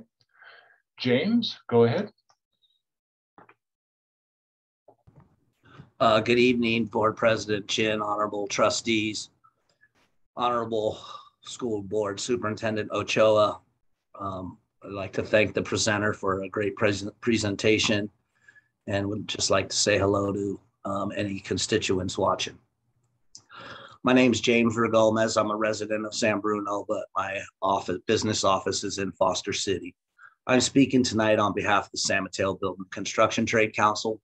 The San Mateo Building and Construction Trade Council is comprised of 25 unions and 16,000 highly skilled men and women in San Mateo County, many of which live in Foster City.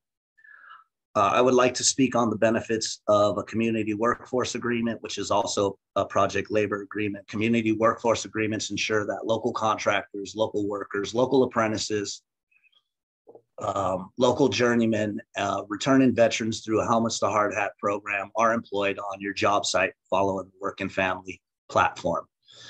It is true, all your projects are paid at prevailing wage, and prevailing wage is comprised of a wage survey that's sent out to contractors.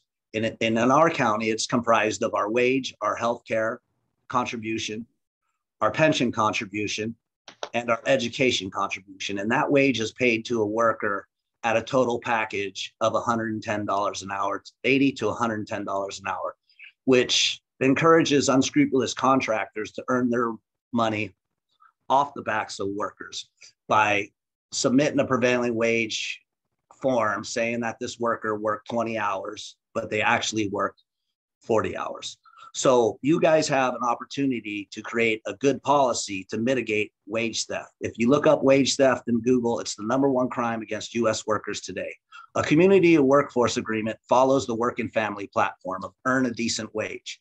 Even though our members are earning a decent wage, which is one component of the prevailing wage, even though they earn a decent wage, half their money is going to healthcare, is going to mortgages or rents.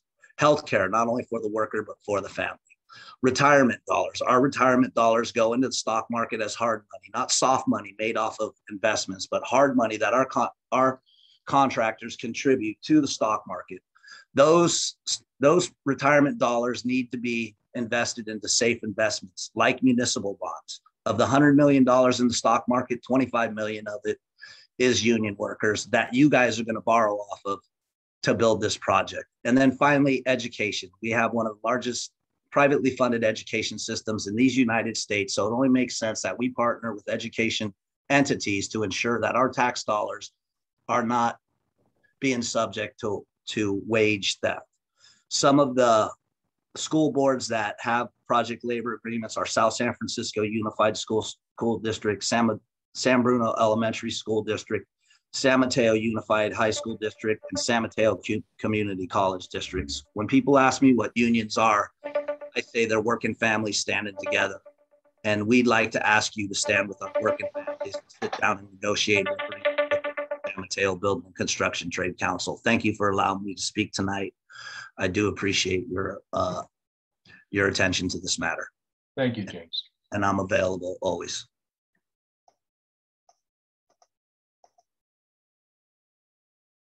Okay, President Chin, we have no other hands for public comment.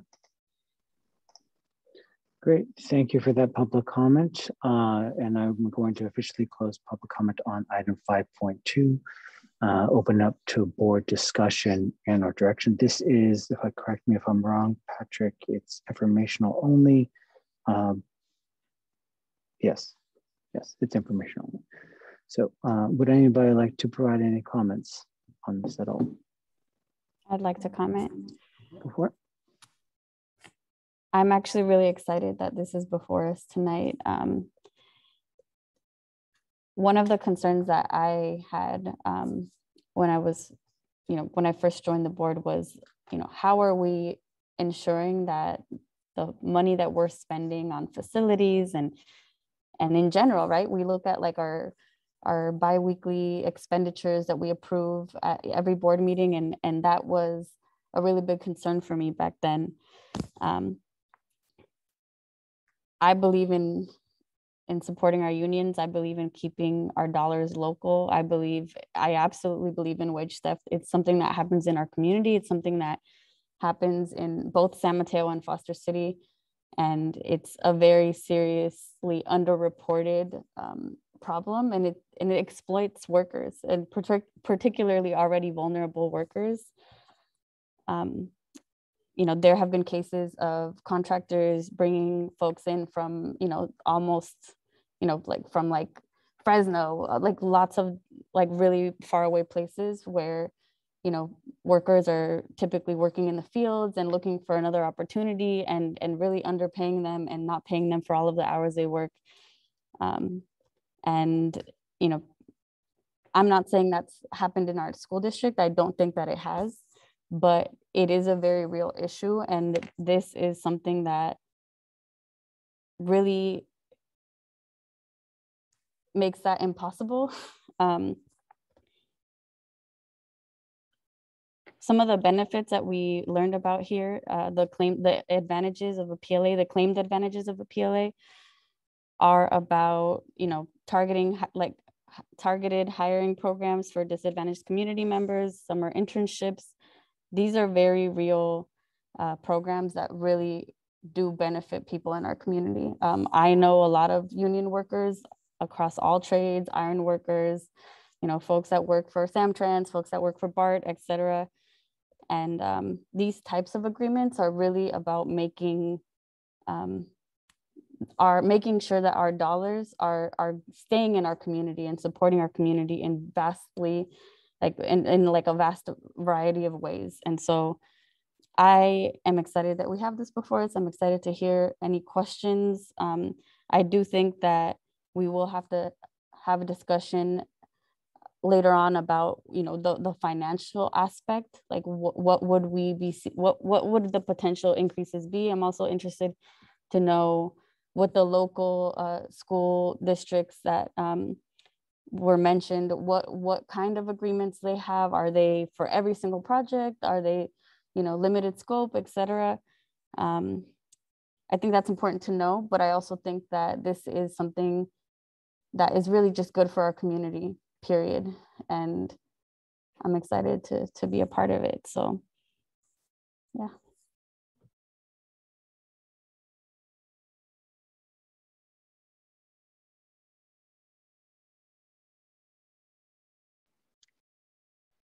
I think, you know, Trustee Corzo said it so eloquently and just so perfectly. I think another thing just to add to that is just the protection that unions offer their workers. You know, it makes it harder for a good worker to lose their job just because. I think I think it's very important. I think the trade unions, you know, offer such an incredible opportunity for community members that may not have an opportunity for any other type of education.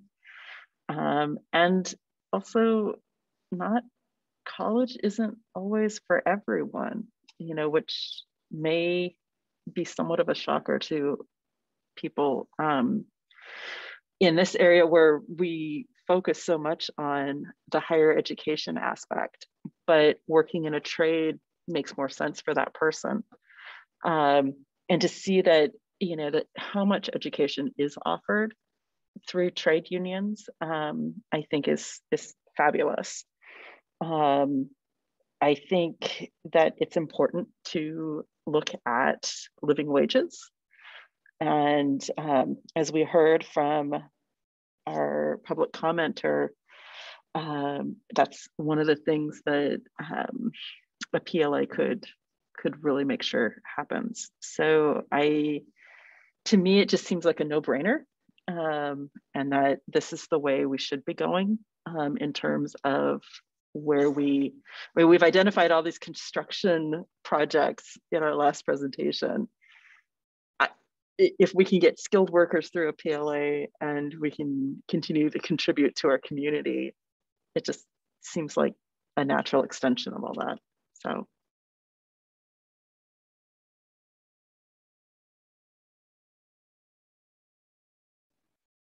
I don't think I have too much to add, but I'm also really excited that we're having this discussion and considering entering into PLA. I'm curious about some of the questions that Trustee Corzo brought up. So I think that this is a really great opportunity. I'm in full support of moving forward or moving in this direction. But there will likely be some financial, implications that we just need to know about and be on the same page about. And we obviously, I'm interested to know how it impacts. I guess it would just be which projects this would most likely be impacting in terms of the projects that are on the table right now, and how that kind of decision gets made around. Is it all of our upcoming projects? So those are kinds of some of the questions I would want us to have as we move forward, and for us to have kind of some of that budget information. But for the reasons that have already been said, I'm definitely in support of us moving in this direction and appreciate this being brought before us tonight. I agree with everything that's been said. Just to share a little personal tidbit about myself, that I grew up with a stepdad that was a sheet metal worker, and because of the work that he did and the union that he was part of, we were able to live in the Bay Area. He earned a livable wage. So I absolutely support this. And then I have a younger brother who school wasn't really his thing, college wasn't his thing, but he also went through the union's apprentice program, and he's still living in the Bay Area. And I can't support this enough. I am also looking forward to hearing more information about all of the questions that have been brought up. But on the surface, this sounds great, and I'm happy to support.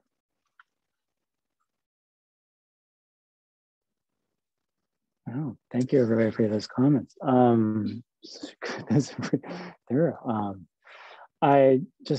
Patrick and Arnie, thank you for the presentation. I almost feel like it's the sort of two presentations in one, right? We had a presentation on construction delivery method, which I think no one else touched on, because I think the media part of it was the PLA discussion, project labor agreement discussion. I think it's really important, and thank you for the construction delivery, not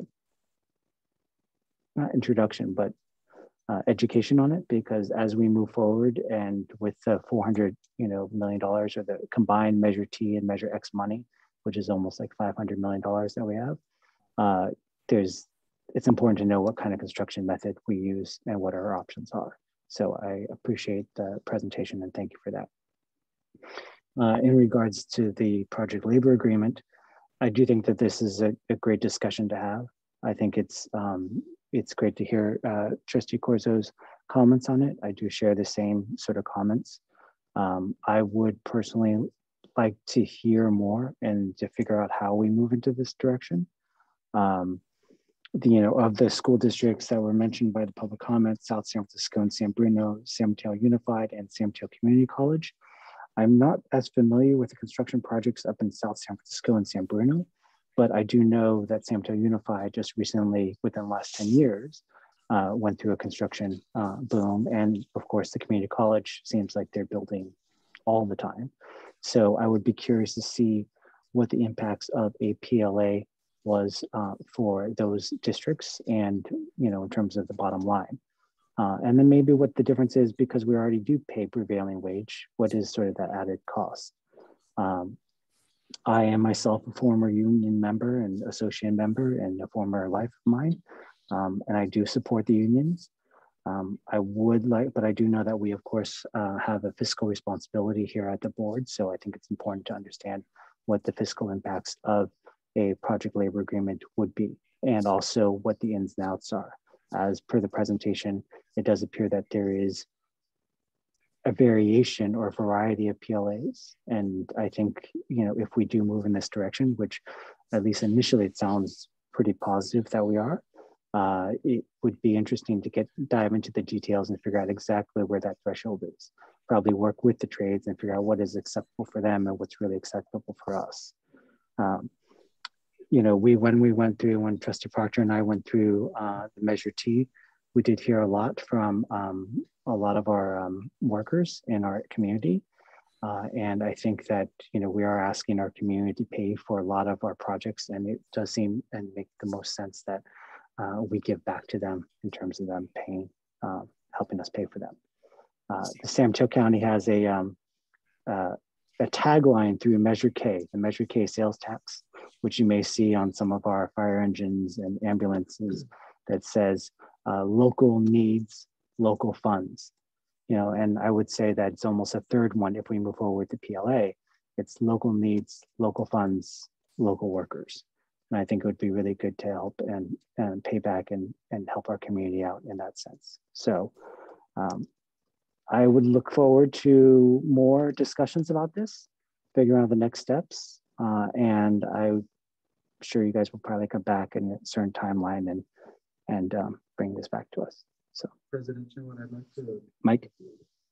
I have to be muted at least once, you all know that. President Chin, what I'd recommend is that the board request from myself and Mr. Gaffney and from Mrs. Rufo a presentation at your October 21st school board meeting. As you know, the posting for the October 7th school board meeting needs to be done next Friday. So that just isn't enough time for us to dig into some of the details that you all are asking for. Amy has been taking notes over there intently. So she's got your comments down tonight. As you know, we record our meeting, so we're going to go back and review the specifics of some of the requests that the board is making. I think creating another opportunity at the board level, publicly agendized, for you all to really dig into more of the details about some of the other PLAs that exist regionally, with a more specific presentation on PLAs themselves and how it might pertain to our project. I think that's the next step. Knowing that there's some interest from the board on this topic, we can also start the groundwork for what a potential PLA could look like for our district, because that's a little bit of a separate process. And as you know, we do have a November board meeting as well, and that potentially could fall into our November school board meeting. So I'd recommend that, just to give direction to myself and to Patrick Gaffney, to move forward on a presentation for this board on the 21st, going into more detail regarding the specific questions the board asked and some context regionally on how the PLAs are operating in our area. Thank you, Superintendent Ochoa. As this was not agendized for an actual vote, I would just take some nodding heads with what Superintendent Ochoa said, and I would say that would be your direction for what you said. Sounds good? Okay. Okay, thank you very much for that presentation, and we are going to move on to, oh, actually, before we move on, Trustee Corza, would you mind doing the language translation announcement one more time, please? Sure. Gracias a todos que están presentes. Si ocupan traducción, por favor, levanten su mano haciendo clic en la pantalla donde está la mano, o también pueden hacer clic donde ven el mundo para cambiar la idioma ahí. Gracias. Thank you, Trustee Corza. Okay, moving on to item 5.3. Patrick, yes, we're pleased to, am I muted? I'm good. I'm good. So yeah, we're pleased to provide you some more information tonight on the work we've been doing with Sage Consultants. And Peter, if I could ask if you can move Tom forward. This is the second presentation from the Sage team. This is a follow-up after we received feedback from their initial presentation. We provided you with a copy of their investment grade feasibility study, a pretty detailed report, I think close to 100 pages from what I recall. And tonight we got some slides to walk through with you tonight, and we're going to ask for you to take action on the recommended plan from Sage for us to move forward on the construction of solar throughout our district based on the investment grade feasibility report that's been completed for us and for the community. And without further ado, I'll ask Tom if you'd like to jump in and walk through the slides. Thank you, Patrick. Let me just share the screen here. Okay. So I'm Tom Willard, Sage Energy Consulting, CEO and Managing Principal. And I'm going to talk briefly about our investment grade feasibility study. So you all already saw our initial study of this, which was a high-level study to identify which sites were reasonable to go look at and really dig in and spend time on. And so this is that second phase where we've gone out and added quite a bit of detail to these things. We did detailed site walks, we collected more information, we spent a lot more time with different district staff to really refine the designs at each one of these sites to come up with a final really idea here of what this project looks like. So I'm going to talk about the project details, how the site selection, solar PV design options that we looked at, financing options we looked at, the findings. We're going to talk a bit about battery energy storage systems that's come up, and then key takeaways. So to start with the Ingress investment grade feasibility study, we started out with 26 sites, all 26 sites at the districts, including the CNC kitchen and M&O and district office. And we looked at solar PV and battery energy storage system at these sites in 3 financing scenarios. So we were looking at using the Measure T bond funding, power purchase agreements, and also a tax-exempt municipal lease. And what we're trying to do, the project goals are to fit the project cost within the Measure T budget we were given, reduce operational costs, optimize the financial returns, and get as close as we could to the district's net zero energy goals. So those are the goals that we were looking at for the project. And after all this work, we have identified 18 sites. You may recall that in the first iteration, we only had 16 sites. We're now up to 18. We were able to add a couple more sites to this during the investment grade feasibility study. And again, it's based on Measure T bonds, maximum general fund savings. Really a big driver here, especially with elementary schools, is just available area for the PV arrays. They take a fair amount of area to create a system that's large enough that it makes sense financially to install. And so North Shoreview was removed due to some physical site constraints that we discovered on the site walks. And then George Hall, Highlands, and Meadow Heights were included because during the site walks we found, and with discussions with staff, that we could add those projects to this project. Okay, so 3 different kinds of mounting. So there's shade structures, carport canopies, and rooftops. And shade structures and carport canopies are basically the same thing. The shade structures go not over parking lots, they go over typically lunch areas or gathering areas or sometimes play areas at the school sites. Carport canopies are going, of course, in your parking lots over the parking. And then rooftop is going on just a few selected rooftops, a lot of just the newer buildings. And you can see the 3 outlined sites here, George Hall, Highlands, and Meadow Heights. These are all new designs that have rooftop solar exclusively in them. Okay, next slide. I mentioned we looked at 3 different financing options, and of those 3, by far the best financial performance is using your Measure T bonds to pay for this. And that's because all of the energy savings, all of the PG&E bill offset accrues to your general fund. Now you have to maintain the system, so there are M&O costs that come out of that, but they're relatively small. So all of those savings accrue to your general fund, which vastly outperforms on a financial basis any other kinds of financing. And the project we were looking at and the project we're presenting here tonight is $10.7 million of estimated cost. Of course, we're going to have to, if you decide to go forward with this, we'll get vendor proposals in, and we estimate it'll be somewhere around 10.7 million. There's there's more uncertainty in the market right now around cost, primarily due to COVID impacts on supply chain. So we're seeing significant cost increases in steel and some of the wire components and even in PV panels. So there's more churn in those prices than we are typically seeing in the market. We've tried to take that into account. In this scenario, a cash purchase, the district owns the system, and if you own the system, you have to maintain it. And that will require a separate M&O contract for an outside company to come in that does this kind of work and make sure these systems are operating. If you don't have a contract in place to maintain them, they will not work over time. That's an important piece. Here's what it looks like.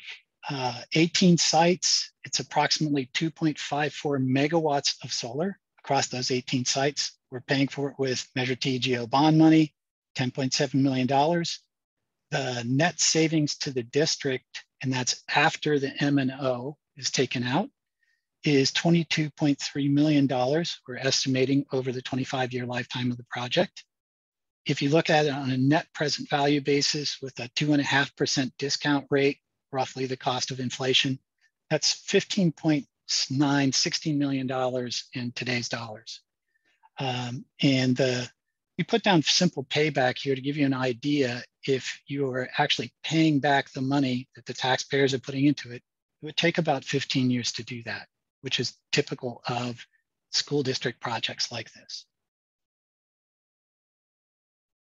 Quick slide about battery storage. So we looked at battery storage at all the sites, and it's not unusual to find, as we did here, that the battery storage systems don't actually provide a compelling amount of value. So there are, and we looked at the SGIP incentives in there. They just don't really provide at this point as much value as we would like. And so we haven't put forward battery energy storage systems here. You can add them later. They can be added at any time to these sites. One of the things we'll be looking at is actually setting up the systems so that batteries can be added to those systems in the future without a lot of facilities work done to put that in. Another one of the big issues right now with battery energy storage systems, two things. One, right now the tariffs, the way that PG&E charges you for energy, do not favor battery systems. We think that's going to be changing over time, which is why it might make more sense in the future to put batteries in when they have more value. And the other part of it is, as I mentioned earlier, the supply chain issues with the market right now, especially smaller battery energy storage systems like this, has been a real challenge. We're having trouble sourcing these for some of our clients.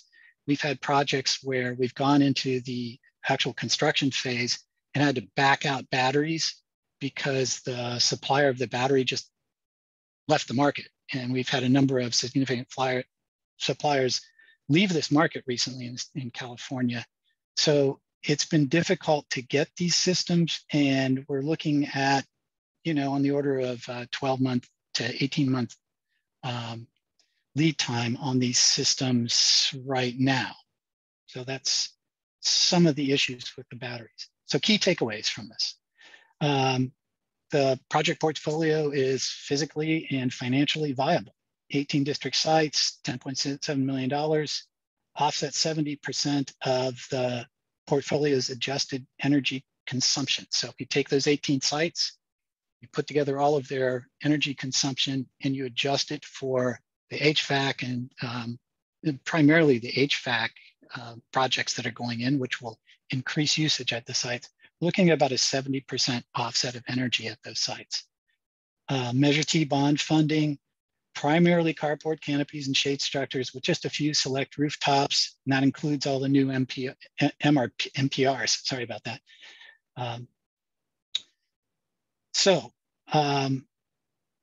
What's next? Right now in the state of California, the California Public Utilities Commission is undergoing a proceeding to replace the current net energy metering rules, which are called net energy metering, or NEM 2.0. They're slated to make a final decision on that this coming January. And currently what's being discussed and on the table at the CPUC would significantly reduce the value of energy that's developed by solar PV systems behind the meter for customers like yourself. So our modeling shows that if the PG&E, for instance, has put in a proposal, if PG&E's proposal was accepted, we'd see a loss of value of about 50% for these projects. So if it took 15 years to pay this thing off, the current NEM, which is what we've calculated, after this new NEM's put in, it would take 30 years to pay it off. So you can get these systems grandfathered on the current NEM 2.0 regulations. And the way to do that is we're suggesting that we have the interconnect applications put in the November timeframe. That allows us time to get the interconnect applications into PG&E to look at them, and then come back and tell us if there are any issues that they need to have taken care of, any inconsistencies, things like that. And once it's deemed complete by the utility, that's when you can actually grandfather NEM 2.0. And our deadline for that is the CPUC's meeting in January. So again, we think it's about a 6-week timeframe from putting that interconnect application in to making sure that you've got time to go through the deemed complete stage. And so that's why we're talking about putting them in November, working through that in December, having it ready to go in January.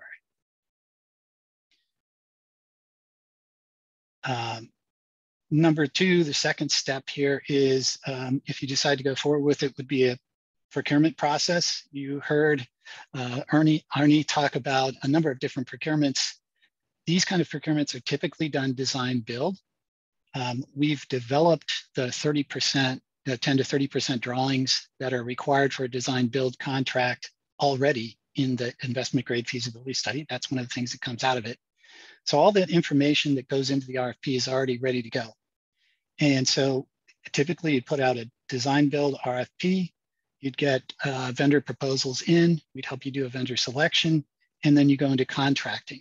And this project, being an energy project, is available for Government Code 4217, which allows you to select the best value vendor at whatever cost. The idea behind using 4217 in my mind is that it reduces the opportunity for vendors to protest. If you go through the process as we're talking about, which is an open, transparent, fair process, there's nothing to protest anyway, but it allows you to select the best value vendor for you, not just the cheapest one. And there's no protest possibility. So all of our clients go through that. And there's a 4217 resolution that's taken by the board prior to the contracting. Okay, so here's what a tentative timeline looks like. This upper timeline here is the procurement piece. So this is going out, putting together the RFP, getting the vendor proposals in and selection and contracting, and then bringing that back to the board. So there are two green boxes here, which are board. This is where the board weighs in and gives a thumbs up or a thumbs down. We're at that first green box where the board adopts the solar plan. If you decide to go forward with it, we would run down, the district would run down this RFP path, the procurement path. And once we get to the contract's brought back to the board. So again, the board retains control over the project. You don't have to, you don't have to sign the contract once we get there. So it'd be brought back to the board for approval under a 4217. If that happens, the board approves the project and it goes forward. There are two construction phases of this. The first construction phase, it's April to July of 2022, and that's for the canopy systems. So these are the ground mounts, or these are the the canopies that are put on the sites and over the parking lots. And that's completed, basically the commissioning, and it's done during the summer of 2022. And would be completed and up and running probably in the fall of 2022. The second phase of this is for the rooftop systems, and these follow on a year later for a couple of reasons. Number one, rooftop systems take longer to get through the DSA for permitting. And number two, some of these buildings are not going to be ready until then. So we've grouped all of those together and put them into a phase two, and they follow along just a year behind the canopy systems. And that's it for our quick overview this evening.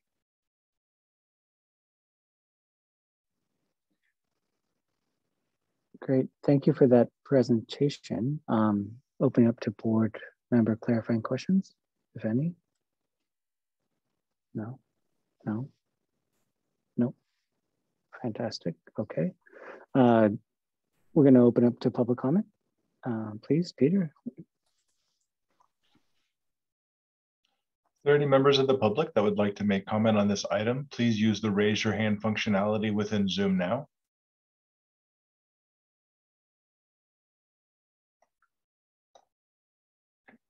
Randy, go ahead. Yes, so I have a question about just what is the process by which the board, number one, did the board ever actually vote on incorporating solar, or was this just a suggestion that has been pushed forward by Trustee Chin and just pushed forward? And is this the business that the board, we've talked an awful lot about facilities and unions and all of these things, and we have not talked a lot about students or staff or safety.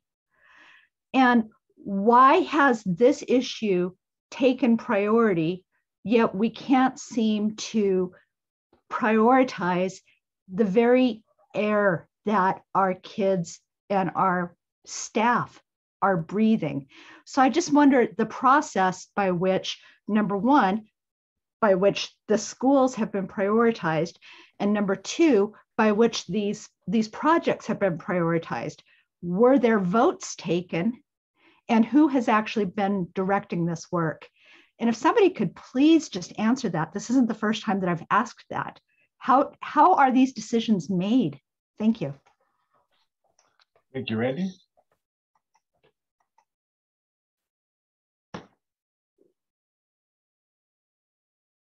Okay, President Chen, we have no other hands for public comment.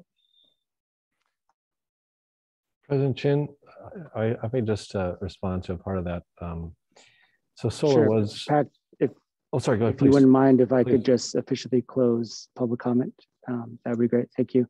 And then, sure, Patrick, why don't you go ahead and take the stab at it.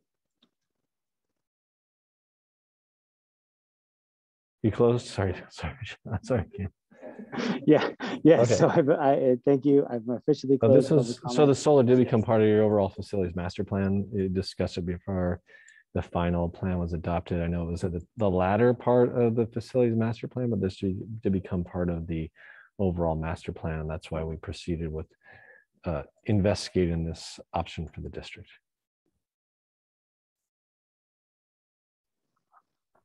Thank you, Patrick, for that clarification. Board member comments, questions, direction. We do need to vote on this at some point. So just opening the floor up to the rest of the board.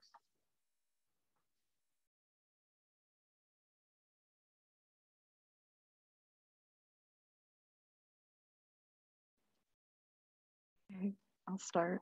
I think the idea of solar is great. I mean, I think that it's important, we all see the evidence of global warming and whatnot, and anything we can do to reduce our footprint is great, and in the long run, very helpful. It is a concern. I think a good point was brought up about air quality and CO2 detectors and priorities. I'm not sure exactly, in my mind, making sure that we know how much CO2 is in a room is fairly important. And in this case, given, wildfire season and COVID and mitigation things, it seems like that should be almost emergency level triage. And at the same time, I'm glad we're having this conversation about solar. So I don't know what exactly, the best priority would be at this time. And it sounds like we have to kind of jump on this because there's a lot of time constraints and deadlines coming up with, the state in terms of, between state and PG&E and whatnot. So that's where I stand. I mean, I think solar is a great way to go. I also think that we should keep an open mind and keep some focus on the emergency of air quality as well.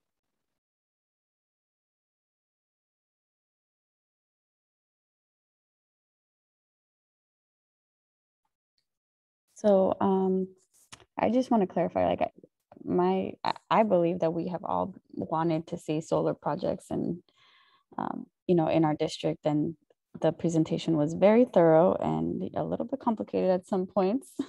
But, we do want to know that information because we are making decisions as a board about, what's going to impact our community for the next 30 years. And so we do need to have that information and make these decisions. But in terms of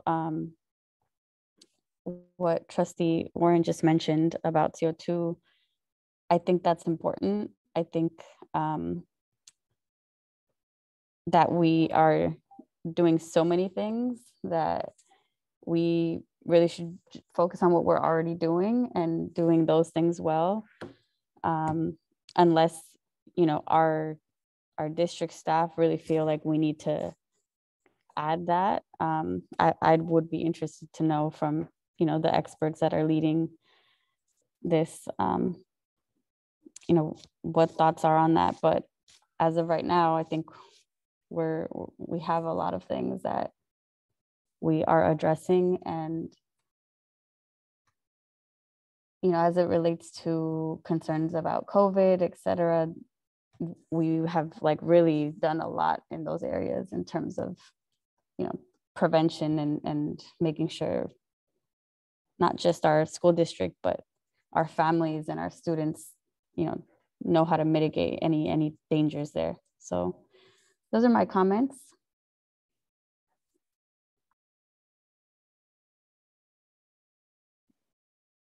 I'll just add that I think solar is important. I think we're all on board on that. Maybe Trustee Chin's been more vocal than others on this topic, but I think that we're all in support of it. The one hang up I have is just because Measure T and the projects, there's just so many of them, it's hard to know. And we had the presentation and it's still more information is great, but it's kind of hard to like picture what the priorities are, what's happening when, even when we sit through a presentation with timing on projects, it's, for me, I'm not like getting it in my brain ingrained, because I'm a spreadsheet person, or I don't know. So I think maybe there's different ways we can kind of present this information just so that people understand the timing and maybe what projects are priority versus others. And so maybe there's another way we can communicate that as well, just because we all learn different, and that might be helpful. I don't have a ton to add. I mean, I agree that, you know, I think solar and having this conversation and moving towards solar is important. It's something that we've all been aligned on this board. So appreciate the presentation. Trustee Proctor, to your point, I agree. I'm almost like envisioning a calendar of sorts where it's like month by month over the years, and then it just lists the projects underneath or something like that, because then that kind of gives like a more global view. So I think something like that would be really awesome if, yeah, thank you. Ken, can I just really quickly, a few weeks ago, we purchased MS project license to do exactly what you're talking about. So it's in motion. So in the next presentation, really for twofold. One is from a timeline perspective, or project management perspective, but also from a cash flow perspective, we have to have that all mapped out too. So we're working on that right now.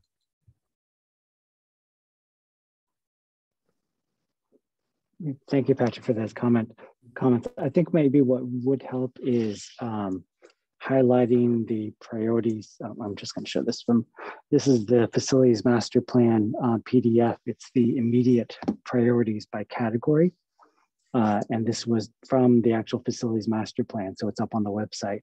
And, you know, reading off of the immediate priorities, everything that you've talked about tonight is basically there. So if there's any questions about what the priorities are, these were the ones that were listed and the ones that were adopted back in last year.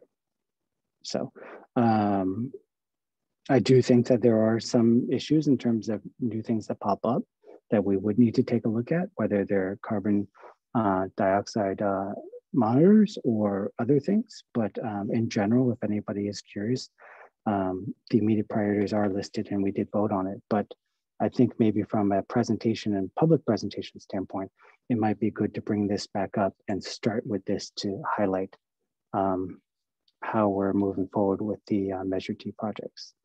Because that will give everyone a baseline in terms of what the priorities were, or are, I should say. I want to thank you for the presentation. I think it was great. I think the initial presentation that you guys had done with us a month or two months ago, maybe, was good. And it's good to see this further fleshed out. One question that I did have is that when you're looking at the solar shades, I know that, again, we have to submit a lot of projects to DSA, Department of School Architects. And they sometimes take a while to get back to us, but I do know that there are pre-approved DSA sort of solar shade structures, and I wasn't sure whether or not we are looking at those as the options. We are. Yes, thank you. Because I know exclusively. Fantastic, yes, because I know those are like, it just speeds things along. And so when I look at your proposed timeline, if you really are looking at the shade structures, if we were using anything other than the pre-approved DSA structures, you might be adding another year to that timeline. And that's exactly why the roof stuff's out a year. Yes, and I completely understand that. So no, I'm glad that you guys have brought this forward. I think, you know, in the end, when we sort of tackle all the facilities, I think there is an understanding that, you know, there's a lot of balls in the air. There's a lot of different timelines. And if we did not have to submit to DSA, where we knew a sort of this, we didn't know what timeline was going to come back to us and what kind of comments were going to come back to us, we might be able to proceed in a much faster pace. But this is great, and I'm glad to see us moving forward on another priority that's listed in the facilities master plan. I do have a sort of larger question and a thought that, you know, as I think Trustee Warren had mentioned, sort of climate change and everything, you know, everything that we're going through, whether the wildfires and drought conditions and everything else, it does move us with the vote tonight, move us towards a direction to be more of a sustainable and climate change friendly district in some ways. So I would be very curious to see what the next steps would be for us to be more sustainable. I think that when we talk about Earth Day and, you know, Arbor Day and everything that we teach our kids in the classrooms, you know, that we have partnerships with Recology for recycling. We have community gardens when we teach kids about, you know, gardening and healthy lifestyles. There's a whole bunch of things, including safe routes to school. It'd be great to know, like, we put all these things together, you know, do we have like a defined sort of a sustainability or climate change plan as we move forward? So that's a much bigger issue, but of course it's all related. That includes solar. So I would maybe look forward to something after we vote on this to think about next steps. It doesn't have to be tomorrow or the next day, but at some point, something to keep in your guys' ear. So with that being said, this is up for a vote. Anybody want to make a motion or love to entertain a motion for someone? I think you should make the motion. I will make a motion to approve item 5.3. Thank you. That's a little weird. So I motion by President Chin and second by Trustee Corzo.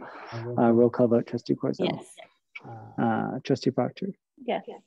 Trustee Watkins. Yes. Trustee Warren. Yes. And I will vote yes as well. All right, thank you. I was just wondering, do we need a couple minutes break, please? Yes. Okay, I was looking at it right. Why don't we take a 5-minute break? Please, thank you.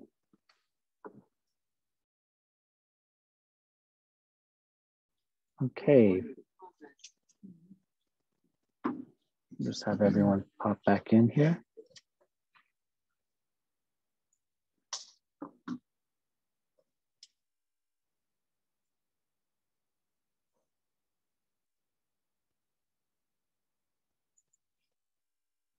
Just waiting, you guys are all set.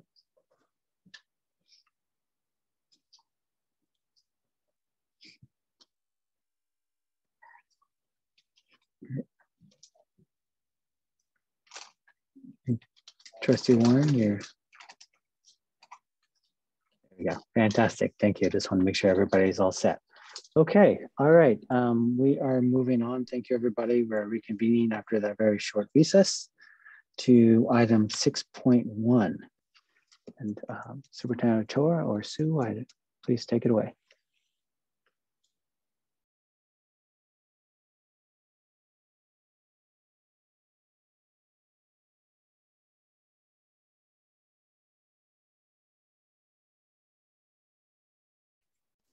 I'm having some technical difficulties too.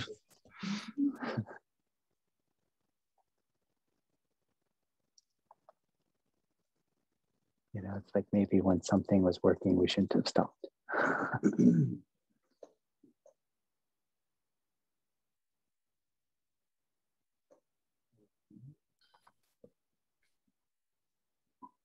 I keep getting a message that I can't start my video because the host has stopped it. So I'm sending messages to our tech staff here, but give me a second.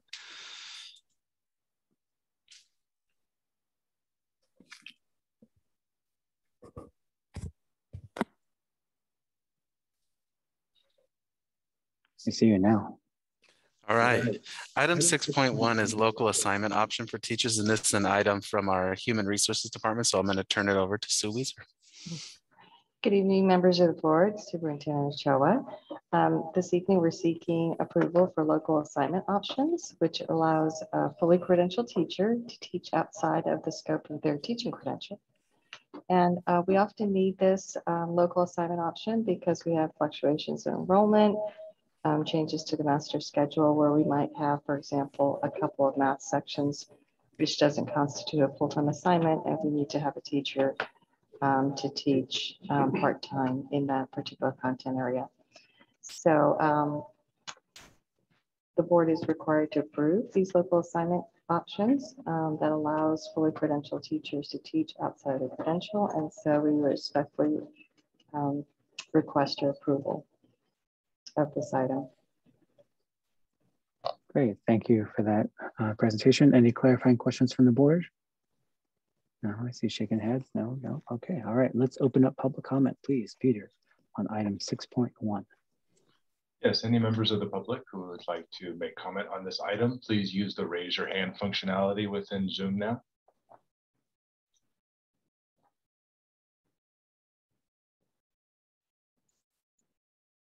Okay, President Chin, we have no hands for public comment. Thank you, Peter. I'm going to officially close public comment on item 6.1, open up to board discussion, comments, or a, actually, we do need to vote on this, right? Yes. I make a motion to approve 6.1. Thank you, Trustee Watkins. Thank you, Trustee Watkins, for the motion, and Trustee Proctor for the second. Roll call vote, Trustee Corzo. Yes. Trustee Proctor. Yes. Trustee Watkins. Yes. And Trustee Warren. Yes. And I will vote yes as well. Moving on to item 6.2. Thank you. 6.2 presented to the board for information is AB 1200, a public disclosure of a collective bargaining unit agreement with CSCA Chapter 411. AB 1200 does require that the district public disclose costs related to provisions of any collective bargaining agreements. And on August 26th, the district did reach agreement with CSCA and reach a tentative agreement on a successor agreement for 3 years from 2021 to 2024. And attached for information to the board are copies of the disclosure forms.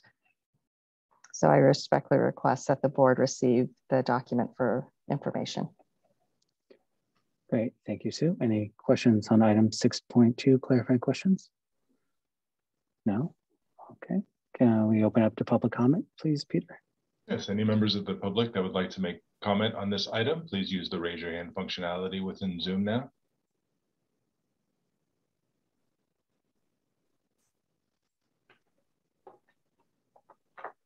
Okay, President Chin, we have no hands for public comment. Great, I'm gonna close public comment on item 6.2. And unless there's any comments, we're gonna roll right into 6.3 because it's both related.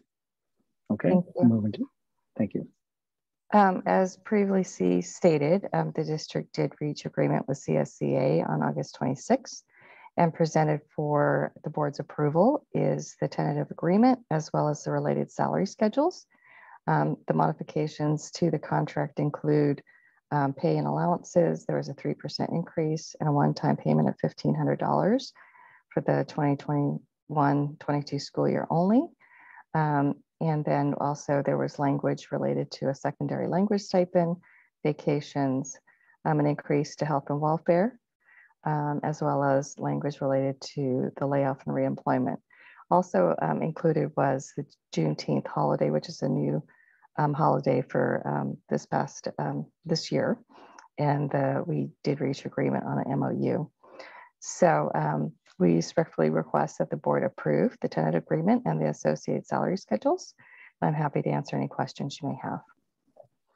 Great, thank you, Sue. Any clarifying questions on this?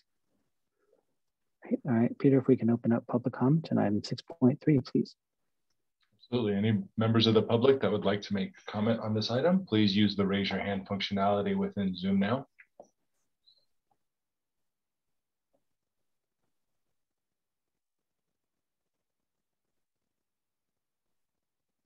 President Chin, we have no hands for public comment. Great, I will close public comment on item 6.3, opening it up for comments and a vote. Does anyone want to make a comment on item 6.3? I'd just like to say that I'm excited we get to approve this today. It's really well deserved, and you know, CSCA, you know, union members and our, you know, CSCA union members definitely deserve that 3%. So, and I motion to approve this agenda item. I'll second. Thank you, Trustee Corso for the motion, Trustee Watkins for the second. A roll call vote, Trustee Corso. Yes. Trustee Proctor. Yes. Trustee Watkins. Yes. Trustee Warren. Yeah. And I will vote yes as well. And just to make one final comment, even though we have voted, I just want to thank everyone, Sue, and all your hard work on the negotiations, and your team, and CSCA on all of your work, not just on the negotiations, but everything that you guys have done this year and years past. And we know that it's been a very difficult year, and we just really, really appreciate everyone, everyone's hard work. So thank you. Okay, moving on to item 6.4. Before we go on to 6.4, I just do want to thank Alicia Aragon, who is the CSCA president, and John Harrison for their collaboration, their hard work on reaching this 3-year agreement.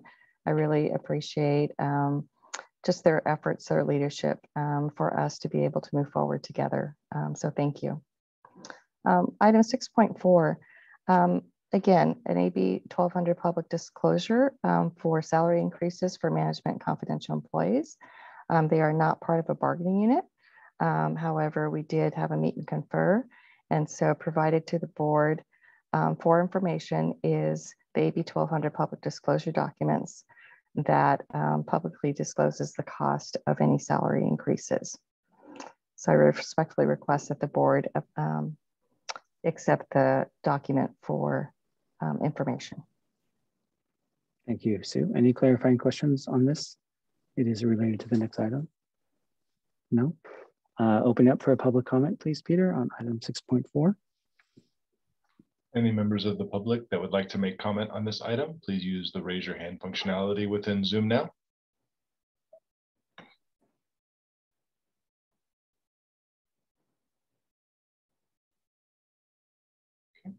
President Chin, we have no hands for public comment.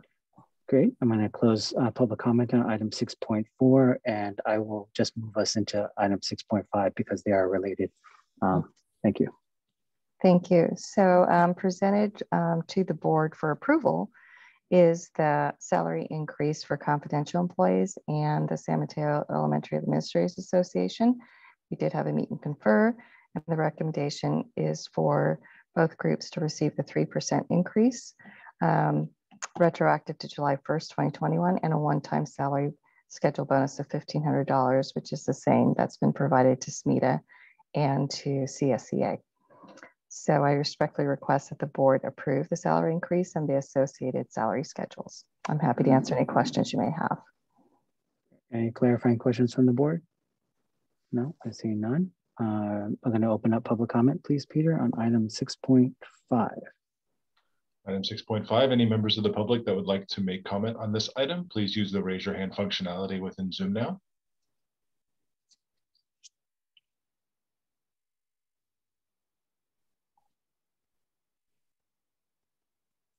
President Chen, we have no hands for public comment. Great, thank you, Peter. I'm going to officially close public comment on item 6.5, opening up for board comments and then a vote. Anyone like to start?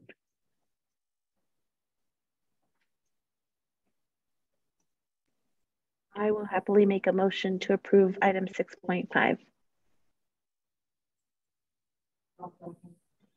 Thank you, Trustee Proctor for the motion and Trustee Warren for the second. Roll call vote, Trustee Corzo. Yes. Trustee Proctor. Yes. Trustee Watkins. Yes. Trustee Warren. Yes. And I will vote yes as well.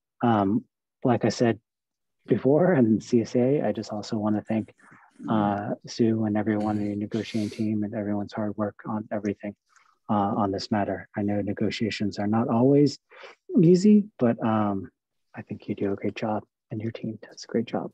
So thank you. Thank you. And President Chen, I'll step in here for item 6.6 because Sue is one of the individuals being noted, so it would be weird for Sue to talk about this item.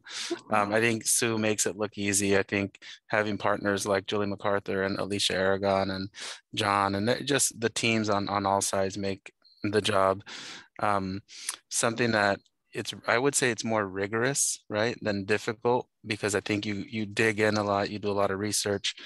And then of course we have a business department that goes through quite a bit of work on their end. So I want to thank Patrick Gaffney and Blanca Cervantes and their team for all the work that they do to ensure that these raises are affordable, that these disclosures are completed, that they're shared up the ladder with the County Office of Ed, and that we get those approvals for the board.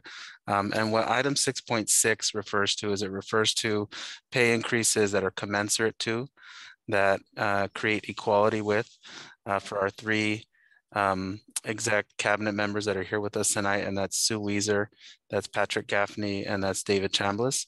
And for those reasons, it is my recommendation that the Board of Trustees approve the addendums to their contracts in the spirit of providing those pay increases that are equivalent to those received by our management and our confidential staff. And with that, I'll turn it back over to President Chen.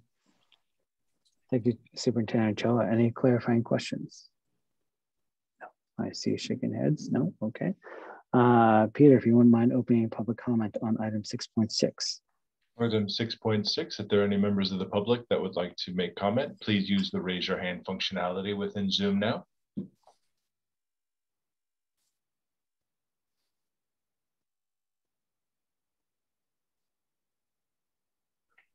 Okay, President Chen, we have no hands for public comment. Great, thank you. I'm officially closing public comment on item 6.6, bringing it back to board comments, discussion, and we will be voting. Anyone want to go ahead? Make the motion to approve the addendum for assistant superintendents and chief business official employment contracts. I'll second.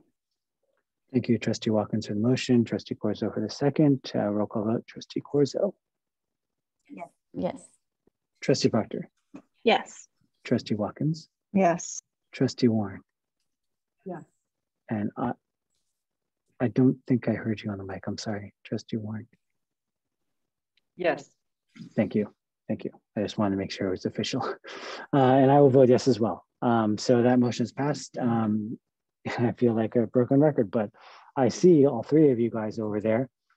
So I can actually make eye contact with all of you and just thank you for all of your hard work. It's definitely well-deserved. We know that the last year was very difficult. We know we had to do a whole bunch of different things and I would say pivot, even though a lot of people don't like that word, but we pivoted basically almost daily. And I think that beyond just last year, it's just your work, all your hard work from successive years pre-pandemic is also noted. So thank you guys on behalf of the board for everything you've done. Okay, moving on to item 7.1. Superintendent Ochoa. Thank you, President Chen. Item 7.1 is a strategic plan update specifically pertaining to data analysis as discussed at our September 9th school board meeting. The San Mateo Foster City School District has begun the process of strategic planning. It's being headed by CSB consultants at PDO, involving a group of 40 diverse stakeholders tasked with this important project. The initial meeting focused on the district's vision, mission, and values. It took place here in the boardroom. It was a day of engagement. It was a day of culture building. It was a day of a really important back and forth and a setting of the tone for the work that lies ahead. And it is now time for us to move into data analysis. What I uploaded to the school board agenda last Friday, so it's been public since last Friday, is a really lengthy document titled Strategic Planning Data 9.23.21. And what this document does is it demonstrates to the board and demonstrates to the community the status of academic achievement that has taken place in our district over time. It identifies academic achievement for subgroups of students. It identifies academic achievement across English and math as the two key component subject areas that we monitor and that we report accountability for. As mentioned just a few minutes ago, the data itself is going to be provided to this group of 40 very diverse stakeholders. So I'm going to refrain on making any judgments about it tonight because I really want this team of stakeholders to dig into it, to talk to one another. So this group of people will spend basically 4 hours next Thursday in here grappling with this data, coming to some agreements about what it means, coming to an awareness about what data concerns us the most. And it's an important aspect of how we decide in 3 months to make some recommendations to this board about potential strategic plan goals. So what I think is interesting about the process we're choosing to go through in the strategic plan is that we're being very transparent about it and we're being very public about it. So as you can tell from the data, there is data that would concern anybody who looked at it. And I think it's important that we be transparent about that and that we create a space for our strategic plan committee and for members of the public to think about it and to reflect on it so that we can engage in a more deep conversation over time about how to change those outcomes, because that's ultimately what I think drives a lot of the interest on the board's part to have a strategic plan, is to disrupt outcomes, is to change what we see happening from the status quo to what we kind of imagine or dream that our children can achieve in the future. And I believe that the strategic plan will take us down that road.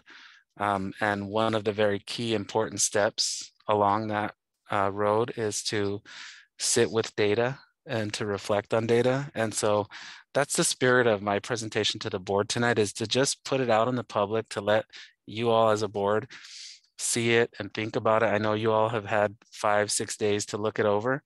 And I'm open for any questions or any clarifications that you would have. I just did want to preface it by saying I won't be making any judgments about it because I'll be in the strategic plan committee and I don't want to sort of front load that piece for all those members that'll be there next Thursday. So with that, I'll turn it over to the board for any questions or comments and for the public. Great, thank you, Superintendent Ochoa. Any clarifying questions? No. Okay, let's open up to public comment, please, Peter. Item 7.1.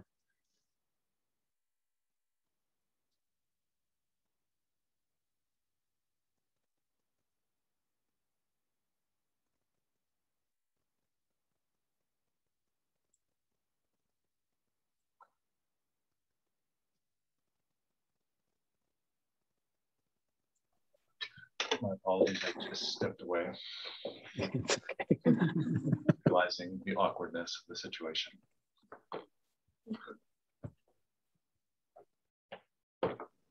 We're opening up public comment on item 7.1. My apologies, President Chin. So it's okay. Yes. Members of the public, item 7.1, if you'd like to make public comment, please use the raise your hand functionality within Zoom.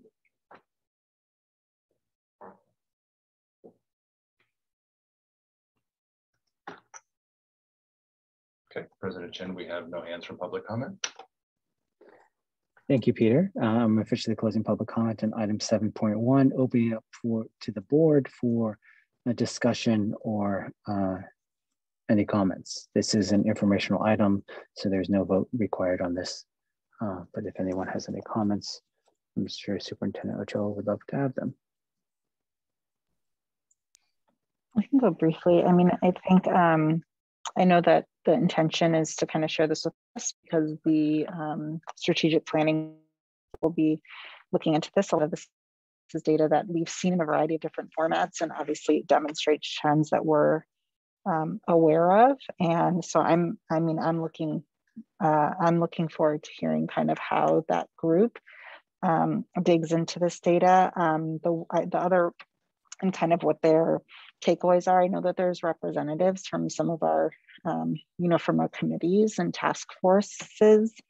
But I also wonder about sharing this with, the Equity Task Force, Sanctuary Task Force, those groups as well at a point. Again, I know that they have representation, but I think it could be meaningful in that space as well. So I'm looking forward to hearing kind of takeaways and how that informs the direction of the district. I mean, I have lots of thoughts on the data, but I think potentially that's for a later conversation, kind of after we hear their takeaways.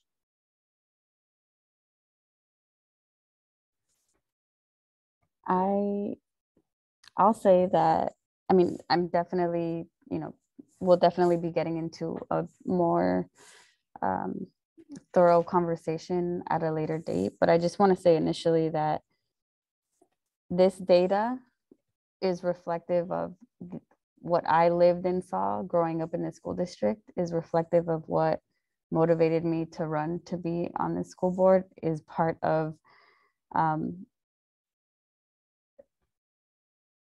what we need to actually be looking at if we are going to be making sure that there are like the systemic changes and supports for our students, for our staff. So it's bittersweet. I'm happy that we're looking at it. I'm happy that we're talking about it. I'm happy that we have a broad collaborative, group in going through the strategic planning process with this as the foundation of what their process will be. But it's also really sad. Some takeaways, I think like we've been having conversations and we knew that this was going on, but not to this extent,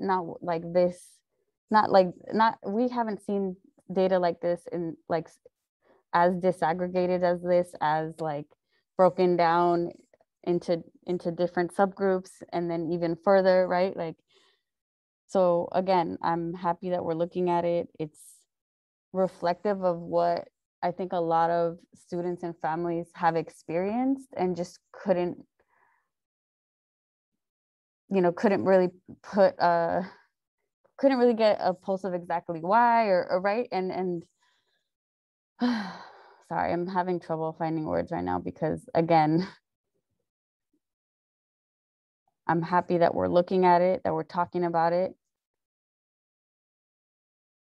But it is like, we're looking at it in data, but there are people and there are students and staff going up against this reality every single day in our schools. And so that's what we're going to work on addressing, right? This is what the reality, and this is what we need to really sit with so that we can then think about how at all levels of our school district, we are making decisions based on how to close these gaps and how to create more opportunities and more supports. So I guess that wasn't as brief as I thought it would be, but it needs to be said. Thank you. I'll just piggyback off that. Trustee Corzo, thank you for sharing. I think for many people, this isn't how they living life. And so I think that it's important to share this information, and whether it comes from the strategic planning committee or how we can kind of present this information, not just to families, but also to our community. I think it's really important to kind of shine a spotlight on this and say, here's where we are and here's where we're going and here's the plan. And I lost my train of thought, but hold on. I don't remember. If it comes to me, I will. But I just think that this is important information that maybe not everybody who's either living in a situation where they may be in one of these categories where their students are not achieving, or they're not in the school system, they're not paying attention to board meetings, they may not know this information. Oh, I know that California reading report card came out, and I think people are kind of reading that and getting a little glimpse into how things are. But I think information is power, and hopefully we can head in the right direction. But I think it's important to share this information in a way that people can digest it.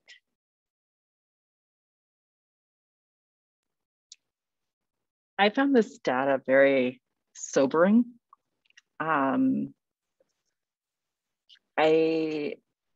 think it's very important that we see where we are, both in, at the high end and at the low end. And I believe that this data shows that. It's hard not to feel frustrated. It's hard not to feel angry at the data.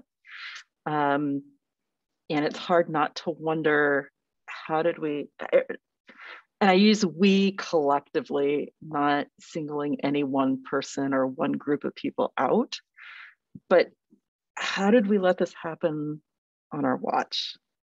And I am looking forward to finding ways and hearing ways of how our district is going to remedy the problem. Going back to the California reading report card that Trustee Proctor referenced, I believe it was published within the last week. Another sobering, statistic, within, they looked, for those that aren't familiar with this reading report card, they looked at all the districts, all 287 school districts within the state of California, and looked specifically at Latinx socioeconomically disadvantaged students and how they were reading at 3rd grade. And we came in number 284 out of 287. Out of like 284 out of 287 districts. We've got work to do. And I'm glad that we're looking at this data closer. And I'm glad that we are, looking at this from a strategic planning point of view, so that we can collectively, as a board, as a school district, can correct where we've been and do some course correction, and ultimately make a huge difference in our kids' lives. Because reading is so integral to so many things. When I look at Zern, and I was helping my son out with the Zern the other day, and he's in 4th grade, you can't truly do the work well if you can't read, because it is very text heavy. And it's like, you don't see the number 1,000, for example, you see 1,000 written out. So if you can't figure that out for, because you don't know how to read, then, that's a problem. And we need to look at, that course correction. And I have no reason to believe that we can't do it. I am fully confident that we can. It's just going to be interesting to see where this process leads us. And let's just look at this as present levels. And, you got to know where you start from to be able to make, to be able to see where you can take it and rise from where you are.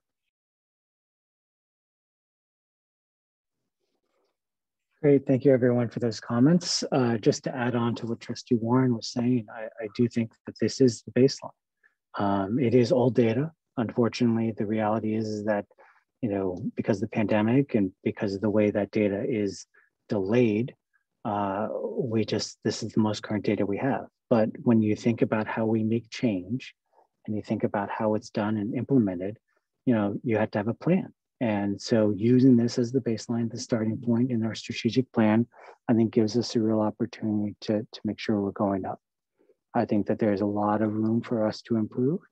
And I hope that through the strategic plan and through all the changes that Superintendent Ochoa is making and, you know, direction from the board regarding equity and inclusion, that we are going to make substantial change. Now, I do not personally believe that we'll be able to see it the next day because I think change takes time. And so the reality of the situation is while we are maybe making changes now, we may not actually see changes till we are all well off the board, just because of the way the data comes in. So, but I think that's something that we need to recognize. And so I am looking at the data and thinking that obviously there is a lot of room to improve. And I am happy with the direction that we're going in terms of the strategic plan and using this as our baseline. There's only up. So Superintendent Ochoa, do you have everything you need from us? I do. Mike? Yes, I do. Thank you. Can I just add one thing real quick? Sure. I think there was a question about like, how did this happen on our watch, right? There's a lot that goes into that. There's like a lot of very complicated, like there was like Proposition 13 back in the 1970s that really defunded education in California. And, you know, our district has been a district that has like pivoted from like LCFF to basic aid and back and forth. And I mean, that's not like it's very complicated, but the point of course is still, how do we move from here? How do we address these things? How do we do the best we can to come together and move forward and do what's right by our kids?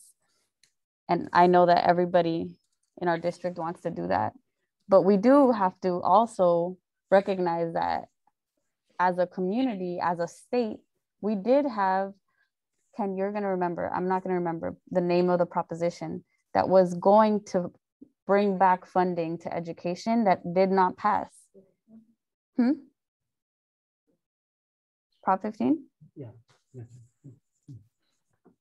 That we had our teachers unions, we had our community on board with, and the voters of the state decided not to go in that direction. And of course, funding is an issue. It's not the only issue. It's not the only barrier. There's a lot of other complicated, really heavy topics that go into that, but that is information that's available to all people, right? Like you can find that, you can do the research on that. But it's not just you know, as simple as, you know, it happened on our watch and that's it, right? Like we have inherited a system that has had these trends for decades, like for way too long, probably from the beginning of it, right? Like when you look at the very beginning of public education and what it was meant to do, it was never meant to be the great equalizer. That's not how it was designed. And so I'm not saying any of this to say that we don't have work to do, because we do. But I think that if we are going to move forward, we have to be very mindful of like assuming best intentions, really working together, really like digging into how we do better in this district, but how we also advocate at the state level, advocate at the federal level, right? Like there's lots of work to be done, and you know, we do have to have a pulse on all of it so that we can do better and make sure that we never go backwards again, right? Thank you. Okay, Thank you, Trustee Corzo, for those final comments. We're going to move on to item 7.2, which is about our air quality. Superintendent Ochoa. Thank you, President Chen. Item 7.2 is a continuation from a presentation that was made to the board on September 9th, 2021. I'm going to check with Peter here to make sure that I can share my screen. Just give you 1 second here. There we go.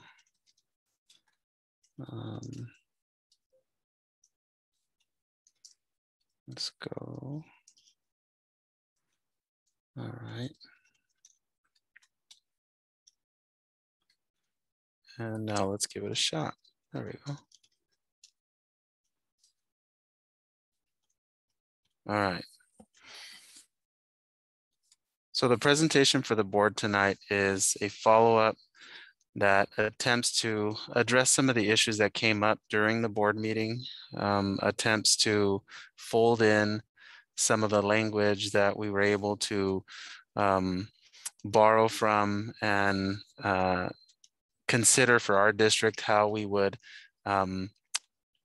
implement a communication strategy for families, as well as implement a set of protocols that we as a district could implement relative to air quality and to mitigation strategies that the district would implement.